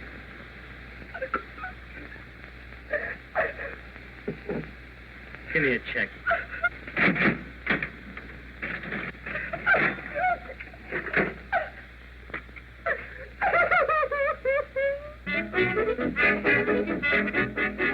Stan Laurel and Oliver Hardy. The greatest funny men of all, I think. They're so great. You can just hear these things, and you know what they look like, and you've seen them, and it's just so much fun. That's why we've scheduled a Laurel and Hardy movie for the Memory Club this Saturday evening over at Northwest Federal in the community room on Irving Park Road. It's way out west, probably their very best film, and I think you'll enjoy it. So come on over and have a good time. Bring the family for this one. I think everybody will have a great time seeing Stan and Ollie. Our Memory Club movies, by the way, are listed in advance in our Nostalgia newsletter and radio guide. And that's not all. There's articles about the past and articles from the past, a complete schedule of old-time radio shows that we offer on 6 different stations here, 7 days a week. Your subscription to the newsletter is only $6, and you can subscribe right now if you'd like to call us here at our studio, our Nostalgia Broadcast Center, 545-2260, 545-2260. We'll take your name and address. Your subscription will begin with the April issue of the newsletter, which you'll have before the end of this month, excuse me, and we'll include an invoice for your year's subscription, $6 for 12 issues. Call us at 545-2260. Call right now. The April issue of the newsletter has a cover picture of Bud Abbott and Lou Costello with Mel Blanc as Bugs the Easter Bunny. We have a 1942 reprint article about Hal Perry, the Great Gildersleeve, and from a 1948 television forecast magazine. Remember, 1948 TV forecast, number of interesting items. You'll find the film clips column all about James Cagney, his new book, Carl Pearson's notes from the bandstand, speaking about the band appearances, big band appearances on film. We have a poetic memory by Gary Schroeder with a nostalgic rhyme called Over 35. There's the rest of that 1949 Radio Mirror program log showing the network programs from Thursday, Friday, and Saturday. That's the log we're using to build a week of prime-time network programming on our Saturday afternoon series. Those were the days on WNIB. All of this, and of course another dime store classified advertising page for folks who want to buy, sell, or trade items of a nostalgic nature. It's all there, and it's all yours when you subscribe to the Nostalgia newsletter and radio guide. A year's subscription, $6. Call us at 545-2260. That's 545-2260, or you can send $6 to Nostalgia Newsletter, Box 421, Morton Grove, 60053. But if you want to do it right away by phone, call us at 545-2260. It's 20 minutes now past 9 o'clock in Chicago. Chuck Shaden here on WXFM 106 on your FM dial. We have a bicentennial program for you this morning. From January 16th of 1949, You Are There. This is John Daly at Princeton, New Jersey. On this 8th day of January, 1781, America's war for independence hangs in the balance. In a few moments, here on a wind-swept parade ground, Governor Joseph Reed of Pennsylvania will offer General George Washington's terms to the 11 mutinous regiments of the Pennsylvania line. These regiments, the bulk of General Washington's Continental Army, mutinied last week over allegedly intolerable conditions. If today they accept Governor Reed's proposals from General Washington, they will go back into the line. If they refuse, it is feared that they will desert to the British, and the armed might of the United States of America will collapse, ending in disaster this country's 5-year-old struggle for independence from England. Everywhere in the nation on this cold January morning, from Boston to Savannah, the fears and the hopes of Americans are centered on this windy field. January 8, 1781, men and women, Princeton, New Jersey. You are there. Mutiny in General George Washington's Continental Army. Insurrection so critical that it endangers the war for independence. CBS takes you back 168 years to an obscure but decisive crisis in the birth of the American Republic. All things are as they were then, except for one thing. When CBS is there... You Are There. You Are There, produced and directed by Robert Louis Cheon, is based on authentic historical fact and quotation. And now... Princeton, New Jersey. A windswept parade ground, and John Daly. Washington to the mutinied regiments of the Pennsylvania line, the fate of American independence will be decided. Last Monday, New Year's Day, at Mount Kemble, their winter headquarters, these 11 regiments, comprising some 2,000 soldiers, killed and wounded several of their officers and then marched out of camp. They took the road to Philadelphia, causing panic in that city and among the members of the Continental Congress there. The men were in a wild, explosive mood. No one knew what their plans were.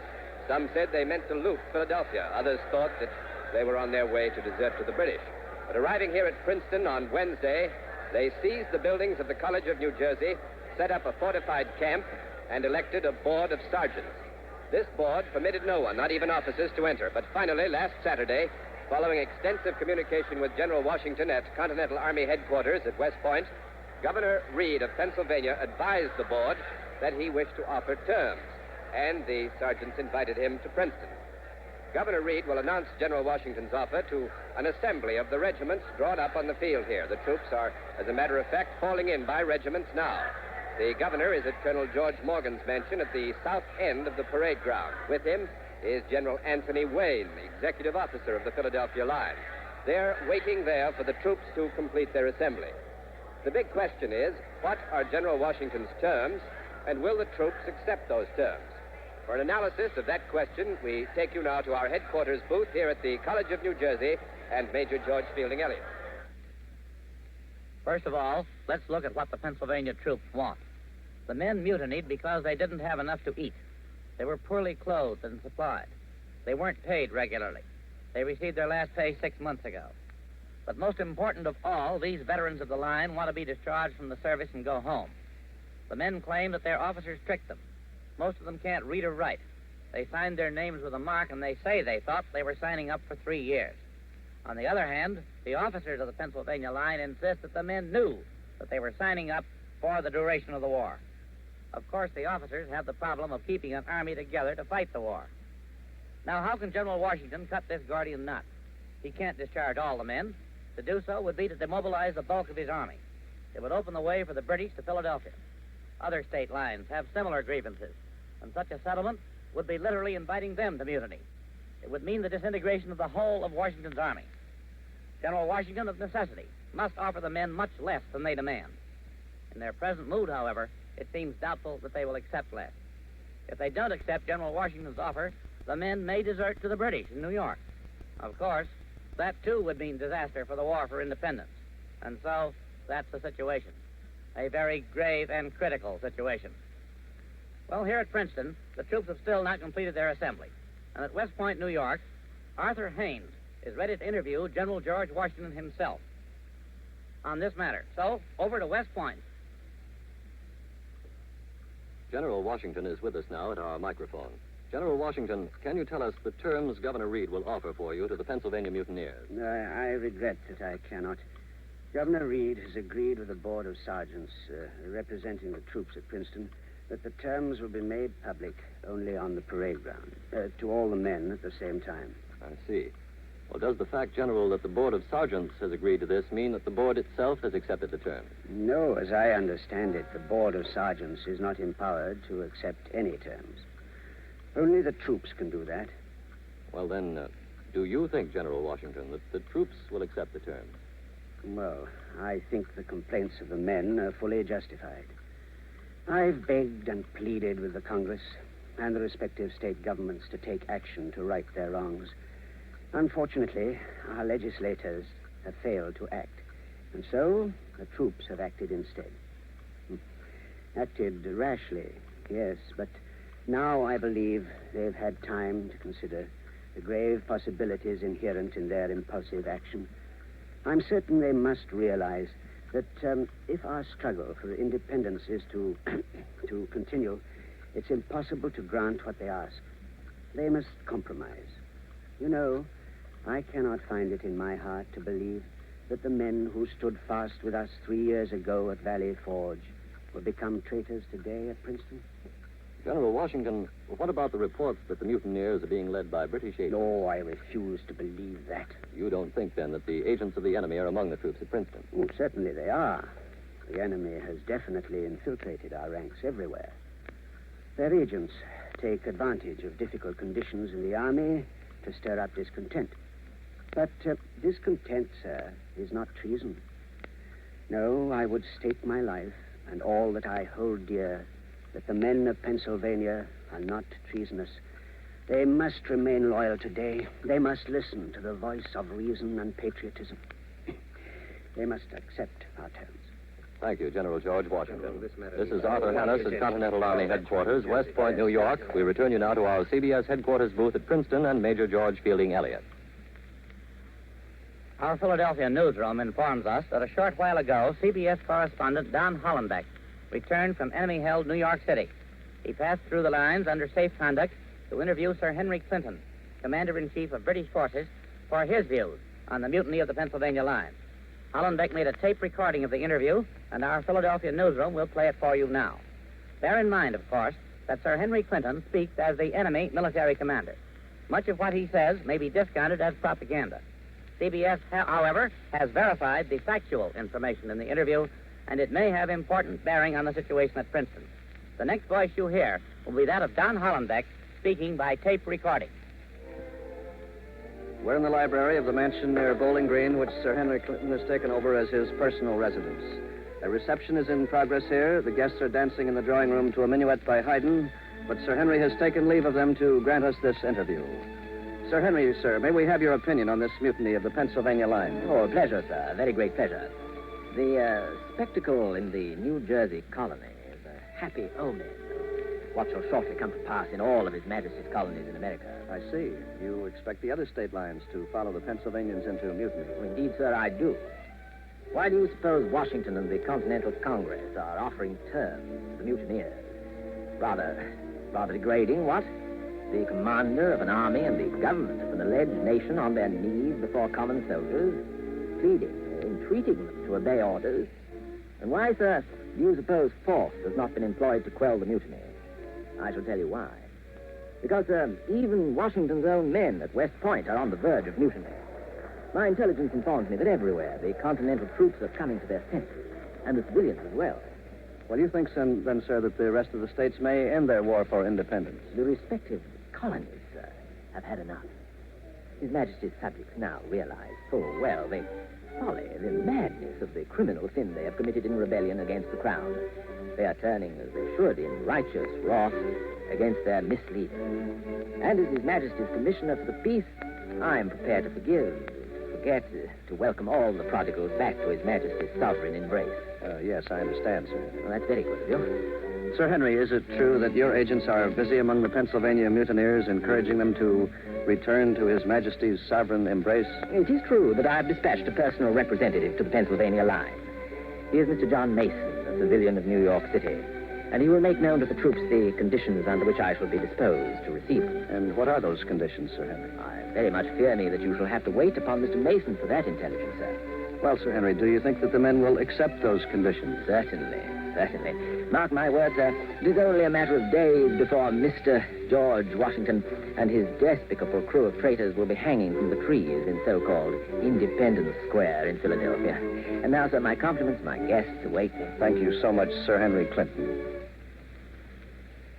This is George Fielding Eliot in Princeton again. The interview you just heard was a tape recording made by Don Hollenbeck at British headquarters in New York City. And now the troops of the Pennsylvania line have completed their assembly on the parade ground outside. Governor Reed is ready to address them. So, over to John Daly. The men of the Pennsylvania regiments are drawn up before a platform here at the west end of the field. Governor Reed, General Wayne, and their party are at the foot of the platform now. They came out of Colonel Morgan's mansion a few minutes ago. The governor is talking to Sergeant Bowser, the secretary of the Board of Sergeants. He's a small man, thin, almost emaciated, and I should judge about 60 years old. Before the war, he was a printer in Philadelphia. The men of the 11 Pennsylvania regiments, standing rigidly at attention in this raw, biting wind, must feel it penetrate their ragged and tattered uniforms, so shabby and meager that they're hardly to be called uniforms. Their faces are thin with hunger and blue with cold, and they're silent, utterly without expression. You can't help wondering what they think as they see Governor Reed and the other members of the delegation from the Continental Congress, fresh from comfortable Philadelphia, seemingly untouched by the rigors of war. And now Sergeant Bowser and Governor Reed are mounting the platform. There's the drum roll. In just a moment, the sergeant will speak.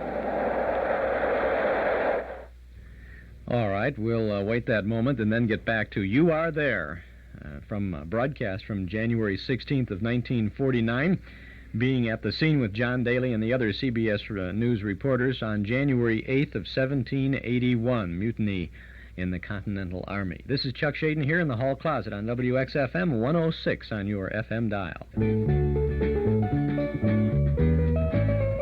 Here's something you'll really want to vote for. It's Northwest Federal Savings Bandwagon of Gifts, and you can choose the gift candidate that's just right for you. The platform includes such name brand gifts as Color Light Cookware by Club, cordless grass shears by Black & Decker, a water pick shower massage, a Texas Instrument calculator, and more. Crock pots, osterizers, vacuums, watches, gifts for everyone in the family. From Northwest Federal, free or at greatly reduced prices when you save $250 or more, and receive the highest interest rate allowed by law at Northwest Federal, too. At any of 4 convenient locations on Irving Park, 2 blocks west of Cicero, in the Harlem Irving Shopping Center, on Dempster in Des Plaines, and at Golf in Algonquin in Arlington Heights, where a vote for Northwest Federal is a vote for good savings. Remember, they're open 63 hours a week. It's Northwest Federal Savings Time, 63 hours a week. It's a cloudy morning, but by this afternoon it'll become mostly sunny, rather windy, much warmer, with a high in the low 60s. It's 43 degrees officially, at O'Hare, 41 officially at Midway, 39 along the lakefront. Let's get back now to You Are There. Men, 'tis a foul day for ill-clad and poor shod lads to be standing outdoors. So I'll not belabor you with talk. You know what Governor Reed is here for, so let's give ear to what His Excellency has to say. Soldiers of Pennsylvania, General Washington believes that you have acted not as traitors, but out of a sense of outrage and indignation caused by conditions which you deem intolerable. Let me therefore list the proposals of your Commander-in-Chief to alleviate those conditions. Firstly, a pair of shoes, overalls, and a shirt will be delivered out to each soldier in a few days. Secondly, the arrears of pay will be made up as soon as circumstances will permit. Thirdly, no soldier or non-commissioned officer shall be retained in the service beyond the period of his enlistment. Fourthly, in cases where enlistment records are in dispute, the government will set up a board to settle whether such soldiers have enlisted for the duration of the war or for 3 years only.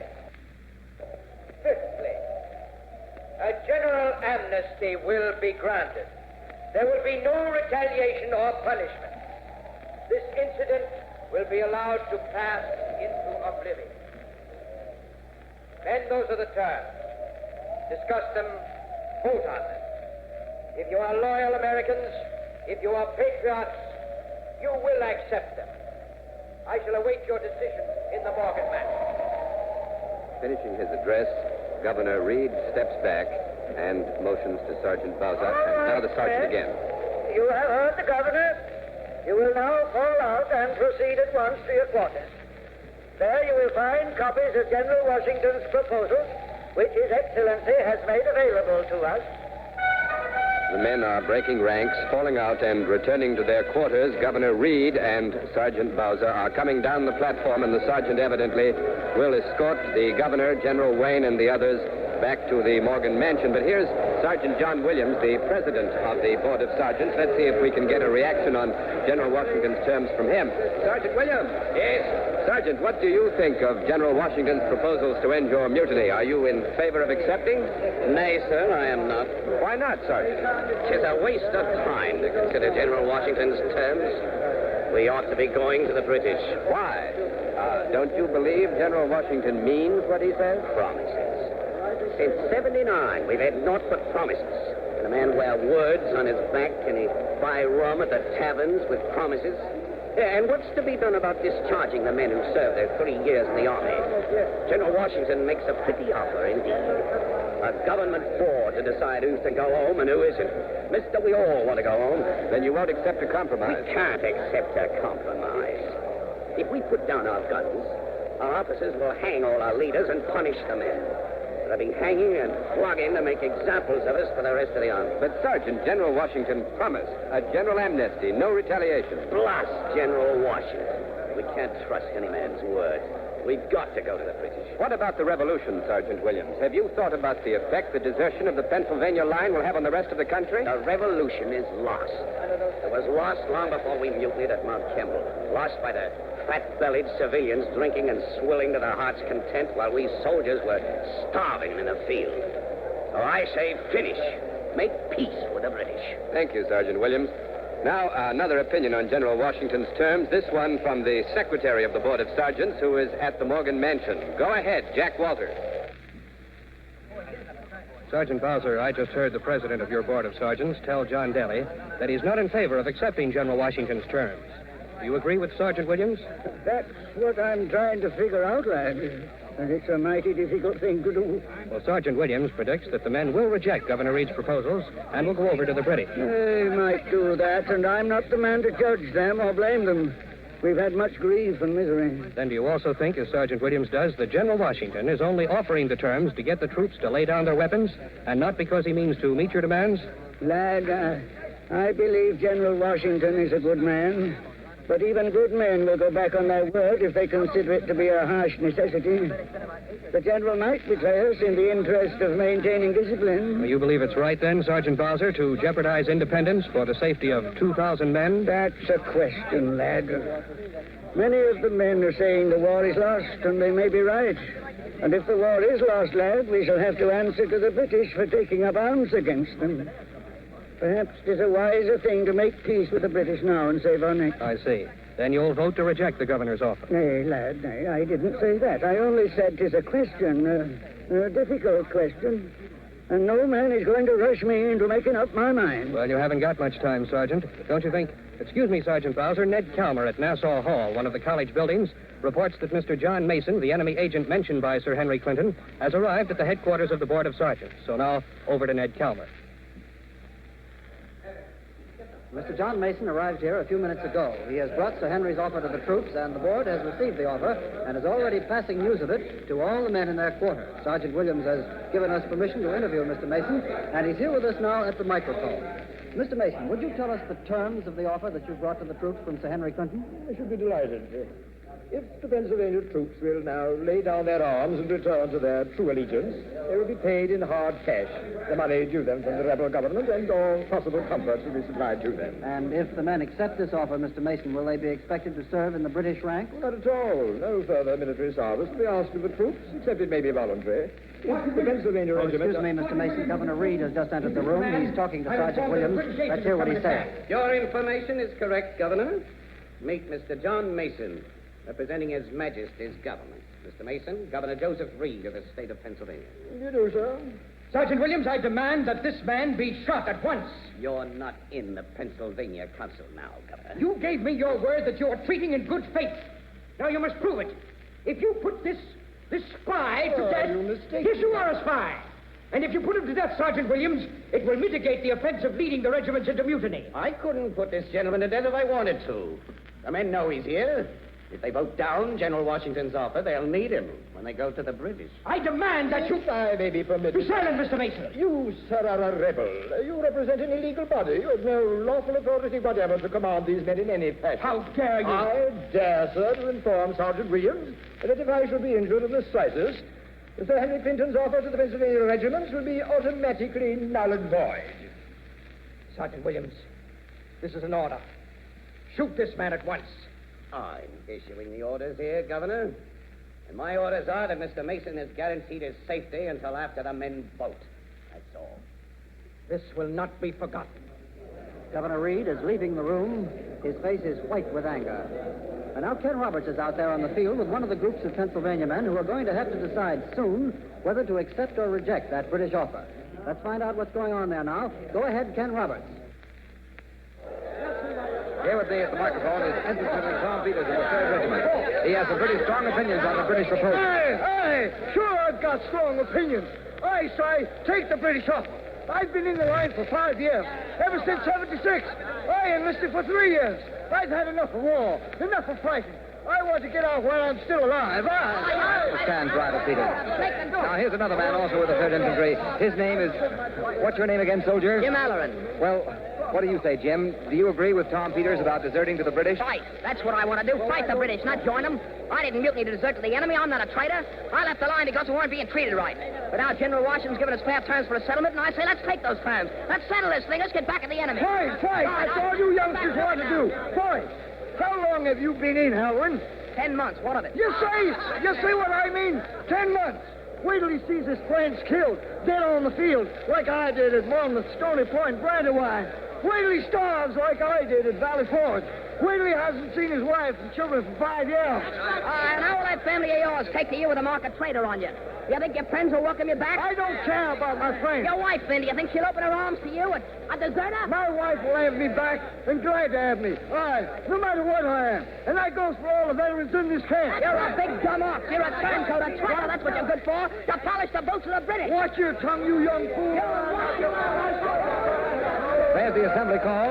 The men are being summoned to fall in by regiment. It must be voting time, so back to John Daly at the platform. It is voting time, the crucial vote on General Washington's proposals to end this mutiny and carry on the nation's fight for independence is about to be taken. Sergeant Bowser tells us that the men will vote by a show of hands, a simple majority to decide. The sergeant also tells us that at present there are exactly 1,991 men in the line. If 1,000 men vote in favor, General Washington's proposals will be accepted. Tellers have been appointed for each regiment, and the men are falling in quickly. The assembly is almost complete now. There's a little talk, but the discussion is over, really. Now it's up to each individual soldier. There's the drum roll. Sergeant Bowser is on the platform. In a moment, we'll hear him speak. Let's listen.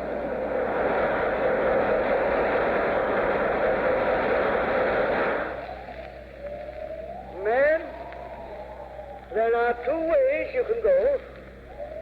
If you take the road to the British, it'll bring you out safe and sound. But the price is shame and treason. If you take the road that leads back into the line, there's also a price to be paid. You'll be putting your lives in the hands of General Washington. And if he gives you your lives, you may lose them again on the battlefield.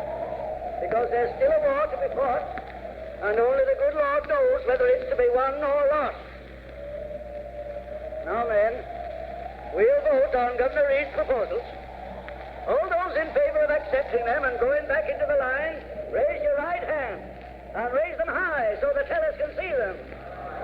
And hands are going up all over the field. It's impossible to tell how many of the men are voting in favor of General Washington's proposals, but roughly, I'd say a little more than half, but we can't be sure. It's going to be a tight vote in any case. The tellers are moving up and down the ranks, making their count as they move among the men. There are several tellers for each one of the regiments, and they are working swiftly. Now they're signaling up to the platform that the eye count is in. Sergeant Bowser. Now, let's see the hands of the men who are against accepting General Washington's proposals. Up with them now, up high. Well, there seem to be somewhat fewer hands, but still I can't be sure. Standing up here on the platform, looking out over these men as they're standing in rows on the fields, it's impossible to count them, but there do seem to be fewer hands. And once again, the tellers are moving up and down through the ranks, making their count. Governor Reed on the south end of the field has come out to watch. General Wayne is with him. Also, the members of the Continental Congress delegation who have come up, as we told you, from Philadelphia.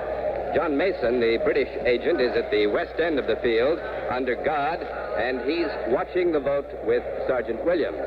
If the men are loyal, he most likely will be summarily shot as a spy. Now the tellers are beginning to move toward the platform to report to Sergeant Bowser, and of course they will give him the individual regimental counts, and he'll have to total them before we have a final figure. As I said before, the Pennsylvania line numbers 1,991 men. A vote of 1,000 will be decisive one way or the other. Sergeant Bowser's up there busy now with the tellers who've come up from the ranks. He's checking his figures with 2 members of the board, and in a moment we'll know the result. We'll know whether the men of the Pennsylvania line... Here's the result. You made your decision. The count is 781 against and 1,210 for. We're going back into the line, lads. And may God help us. The mutiny of the Pennsylvania line is over, and the men are returning to their duty. General Washington's faith in the patriotism of the men who fought and suffered with him for independence for 5 long years has been justified. And you can only imagine the intense relief and gratification that he will feel at this inspiring news. It'll undoubtedly give a new stimulus and... January 8, 1781, the men of Pennsylvania turned their backs on treason, and the war for independence goes on to victory. You have been listening to Mutiny in the Continental Army, another broadcast produced and directed by Robert Louis Cheon. Mutiny in the Continental Army was written by Michael Sklar and Mr. Cheon. Torrin Thatcher played General Washington. Anthony Kemble Cooper was Sir Henry Clinton. Eric Dressler played Governor Reed, and the cast included William Podmore, Stats Cotsworth, Bernard Lenrow, Joseph Boland, Bob Reddick, Guy Sorrell, and others. Next week... May 6, 1880, the betrayal of Toussaint Louverture. You are there. CBS runs in high gear all day Sunday with dramatic entertainment like You Are There and The Helen Hayes Show, with great music by the New York Philharmonic Symphony Orchestra, and with superb comedy such as the early evening 90-minute succession of Spike Jones, Jack Benny, and Amos and Andy. This 90 minutes of straight laughter starts at 6:30 Eastern Standard Time. You can hear Spike Jones and Amos and Andy over most of these same CBS stations. And Jack Benny comes to you over them all. This is CBS, the Columbia Broadcasting System. You Are There, broadcast from January 16th of 1949. Interesting comment about Spike Jones and Amos and Andy over most of the CBS stations, and Jack Benny over all of them. I guess it told you a little bit about the power of Jack Benny there back in 1949 on CBS. Chuck Shaden here in the hall closet on WXFM 106 on your FM dial. I have a sound for you now from our cassette tape of the month for the month of March. Ralph Edwards presents This Is Your Life, Charlie McCarthy. Talking to you from his dressing room on the Metro-Goldwyn-Mayer lot, where he's between takes in the shooting of the picture Crisis. Cary Grant! Mr. Grant, Cary, you do more than recognize the great talent of Charlie McCarthy before most people out here do. Through your conversations with Edgar Bergen and your advice, you constantly encourage him back here in 1935. I was so interested in the act, Ralph, that I offered to guarantee Edgar a salary of $500 a week if he'd let me manage him and Charlie. Did he let you do it, Cary? No. Edgar said he just couldn't take advantage of such a good friend. He said he wasn't worth that kind of money. You stoop, you. That's just a clip from This Is Your Life, Charlie McCarthy, a two-part Ralph Edwards show with Ralph opening the book on the life of the little Charlie McCarthy, the world's most famous dummy.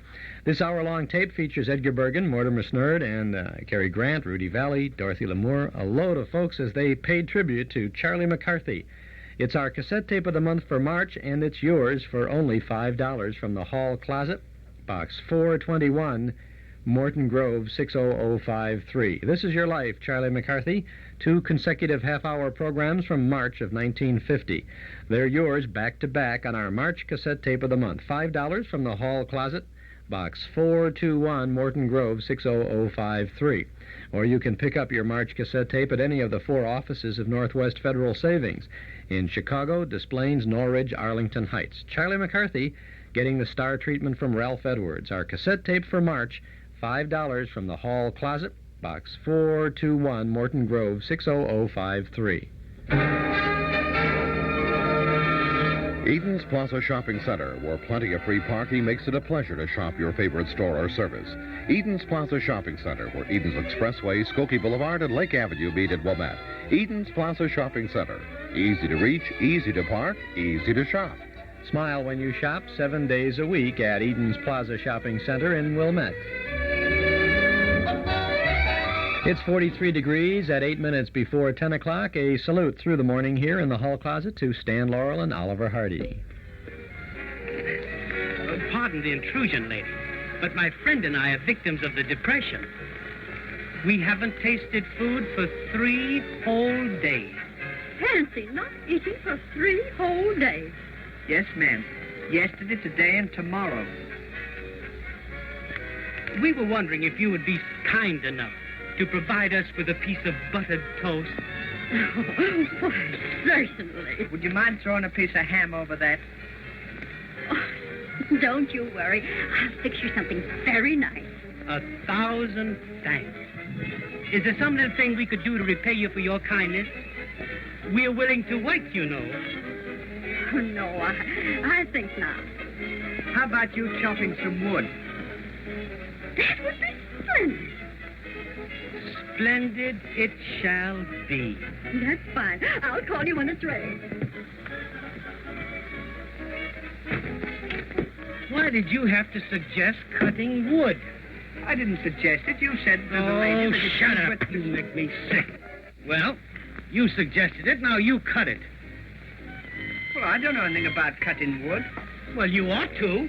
You once told me your father was in the lumber business. Well, I know he was, but it was only in a small way. What do you mean, small way? Well, he used to sell toothpicks. Well, go ahead and make some toothpicks. Be a chip off of the old block. Stan Laurel and Oliver Hardy there. A chip off the old block. Sony offers just about the best color TV you can buy these days. Sony Trinitron television is about as close as you can come to trouble-free TV viewing. That sharp, crisp Sony picture is the best TV around, and though your Sony will cost more than most conventional TV sets, when you figure it out, a beautiful picture, trouble-free Sony is really your best TV buy. See Sony Television at Townhouse TV and Appliances, 7243 Touhy Avenue, just west of Harlem. Take a look at the new, exciting Sony Projection TV with a 40-inch diagonal screen. It's the biggest thing that's happened to TV in 20 years. Sony Widescreen Diagonal TV, Sony Trinitron, Sony Betamax Videotape System. See the very best in television from the very best in town. Townhouse TV and Appliances, 7243 Touhy Avenue, just west of Harlem. They'll be happy to demonstrate these great Sony products with no obligation. They're open Monday, Thursday, and Friday nights till 9, Saturday until 5. Well, now that our troubles are over, where do we go from here? Well, I'd like to go back to the town where I was born. Where is that? Way down south. Are you from the South? I sure am. Well, fan my brow. I'm from the South. You are? Mm-hmm. Well, shut my mouth. I's from the South, too. South of what, sir? The south of London. London. Well, honey, we'll all go down to Dixie. Oh, for a slice of possum and yam. Ooh, yes, sir, and some good old-fashioned chips. I can smell them. Fish and chips. We're going to go, we're going to go, we're going to go way down in Dixie, where the hens are doggone glad to lay, scrambled eggs in the new morning. We're going to see, we're going to see, we're going to see the home in Dixie. You can tell the world we're going to D-I-X. I know how to spell it. Then we're going, All right, we're going. you know we're going, Then we're going. to a home in Dixieland.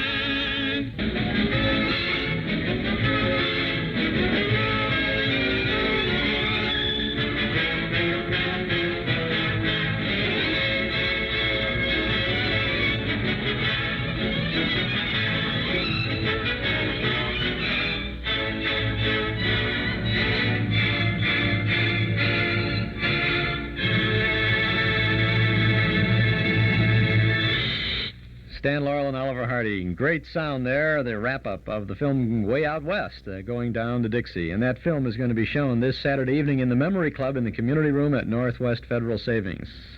A pleasant morning with a little salute to Stan and Ollie. Your friends at Magicist want to clue you into some clean, wholesome fun coming your way. It's Flower Show 76, March 20th through March 28th at McCormick Place, with enjoyment, education, and entertainment for everyone. Flowerful formal gardens, exotic plants, historical displays, and much, much more combined in a spirited salute to America the Colorful that's sure to delight young and old. Tickets are available at the door and at all area Ticketron outlets. So make plans today to swing into the spirit of spring at Flower Show 76, March 20th through March 28th. It's good, clean fun for the whole family.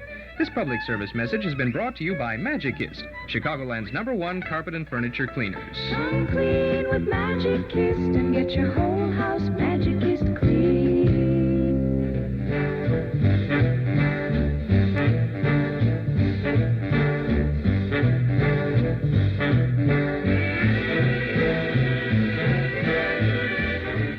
old clock up on the studio wall says it's time to go for now. We'll be back again tomorrow, same time, same station, with more sounds of entertainment from our hall closet. Tomorrow morning, it's the Jack Benny program from 1955. Jack is called for jury duty. We'll have Chapter 12 of the Battle of the Century on I Love a Mystery. And on the Jack Carson Show, we'll have Carmen Miranda and Edward Arnold. And a lot of fun, too. This is Chuck Shaden. Thanks for listening.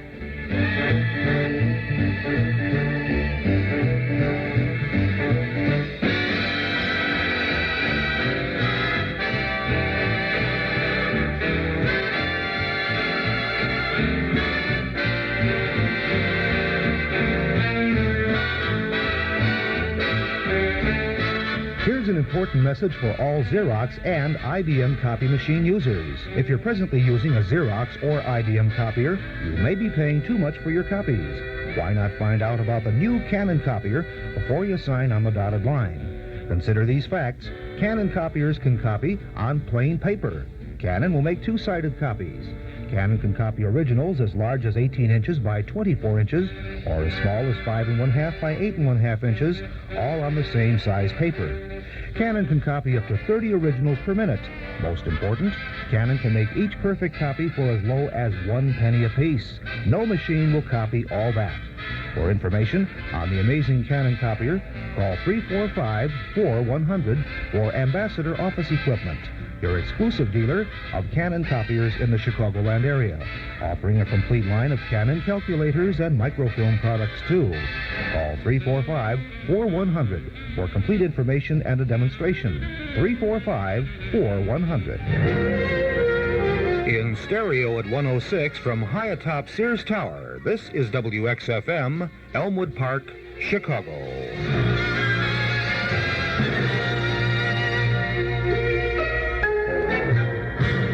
Count BJ and his Journeys in Music is on the air Monday through Friday from 10 a.m. to 1 p.m. in 4-channel quadraphonic stereo.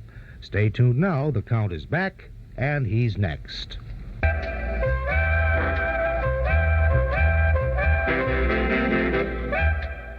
Hi, this is Frank Sinatra. You want to fly around the world and come fly with me with some of the swingin'est tunes I've ever sung. And Mr. Billy May is our co-pilot on the orchestra side, and we really take off in some great romantic songs, too. Hi, guys. Billy May speaking. Hello, everybody. This is Tony Bennett reminding you that you're tuned to the station with the big sound in radio. This is Harry Belafonte. Hi, this is Peggy Lee. This is Steve Allen. It's a known fact that your dial is set to the station with the big sound in radio. Hi, this is Bobby Darin. Hi there. This is Nelson Riddle speaking. I'm happy to be here and to be able to tell you, come on, get happy. To hey, let yourself go. Hello, this is Joni James. This is Andre Previn. This is Vic Damone. Hi, everybody. This is Keely Smith. I came by today to sing a little warm, smoky love song. This is Ed Sullivan, and this is the station with a really big sound all year round. That's because we come to you from high atop the Sears Tower in 4-channel stereo. Good morning, Chicago. Trust you had a pleasant evening. If not, we'll try it again tonight. This could be your night. Probably got a whole bunch of drunks out there, wiped out from yesterday's celebration. Beautiful day it was, St. Patrick's Day. They call me Count BJ, and I'll be here, as always, for the past 8 years, as your host, continuing our travels down memory lane with the big bands. Beautiful voices, Jazz Unlimited. I mean, is there anything else? Of course not. The good sounds in Chicago radio. By request, we'd like to play for you what you'd like to hear today. 847-6390 is the number to call. And we'll begin with a little blues for Tiny right after we give you a look at the weather forecast, which has improved, incidentally. We have 39 degrees at the lakefront, 43 officially at Midway and O'Hare. Relative humidity at 62%. Warm winds out of the south at 14 miles per. Cloudy this morning, becoming mostly sunny, windy, and much warmer by this afternoon. Are you ready? Looking for a high in the low 60s. Tonight, fair and continued warm, a low in the lower mid-40s. Tomorrow, mostly sunny, continued mild, looking for high in the upper 60s. Hey, chicky. Ooh, what a way to go. 3 minutes past the hour of 10. Mr. Jerry Mulligan. In concert.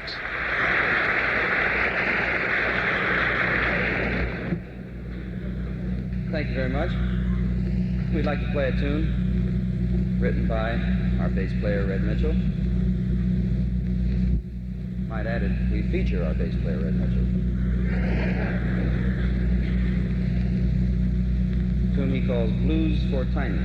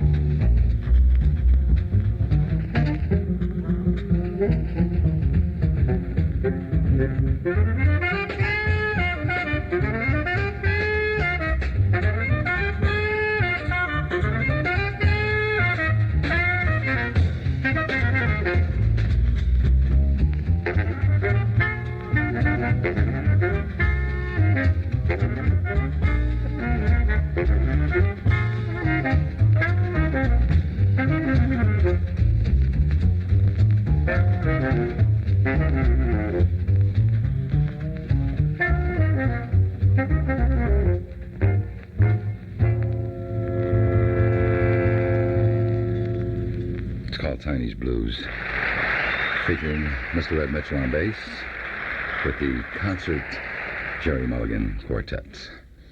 Looking at 7.5 minutes past the hour of 10. For those of you who may have joined us late, you're in tune with WXFM 106 on your FM dial. Count BJ, your host with Journey's Music. Yesterday sounds today in 4-channel stereo.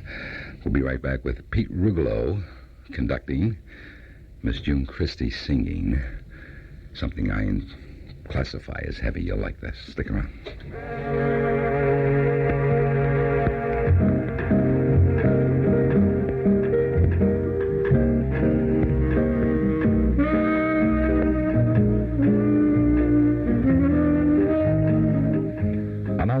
Tunsil Tufo Chevy City's New Trucks Town. Rows and rows of new and used trucks ready to roll. Vans, blazers, pickups, everything from the little fellas to the big guys. Hundreds to choose from. Tunsil Tufo's New Trucks Town experts will tailor your truck needs to your specifications. Special trucks financing also available. Red Carpet Service Drive-Thru is designed specifically to achieve their motto, service to sell again. Open Sundays and evenings to serve you better. Chevy City is the exclusive home of the ever-popular Primo Monte with the exquisite personalized custom coach design. Tunsil Tufo's Chevy City is located just 1.5 miles west of Route 53 on North Avenue in Glendale Heights.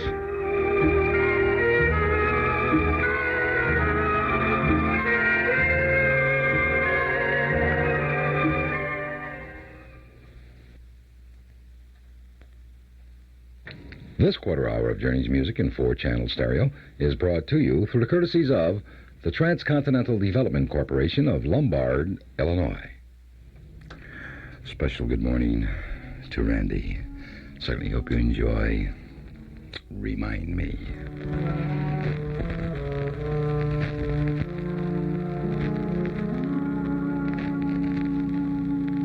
Remind me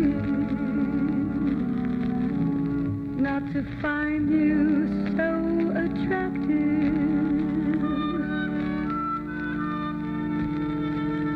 Remind me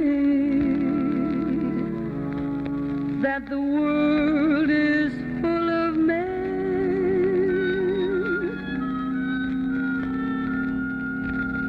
When I start to miss you,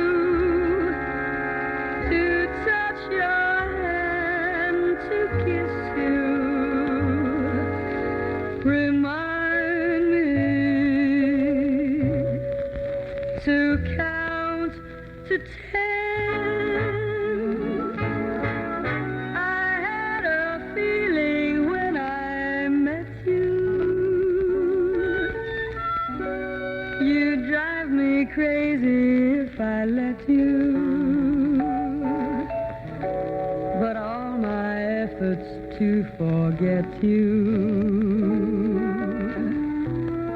remind me I'm in love again. I get my heart well in hand, and I'm certain that I can't take you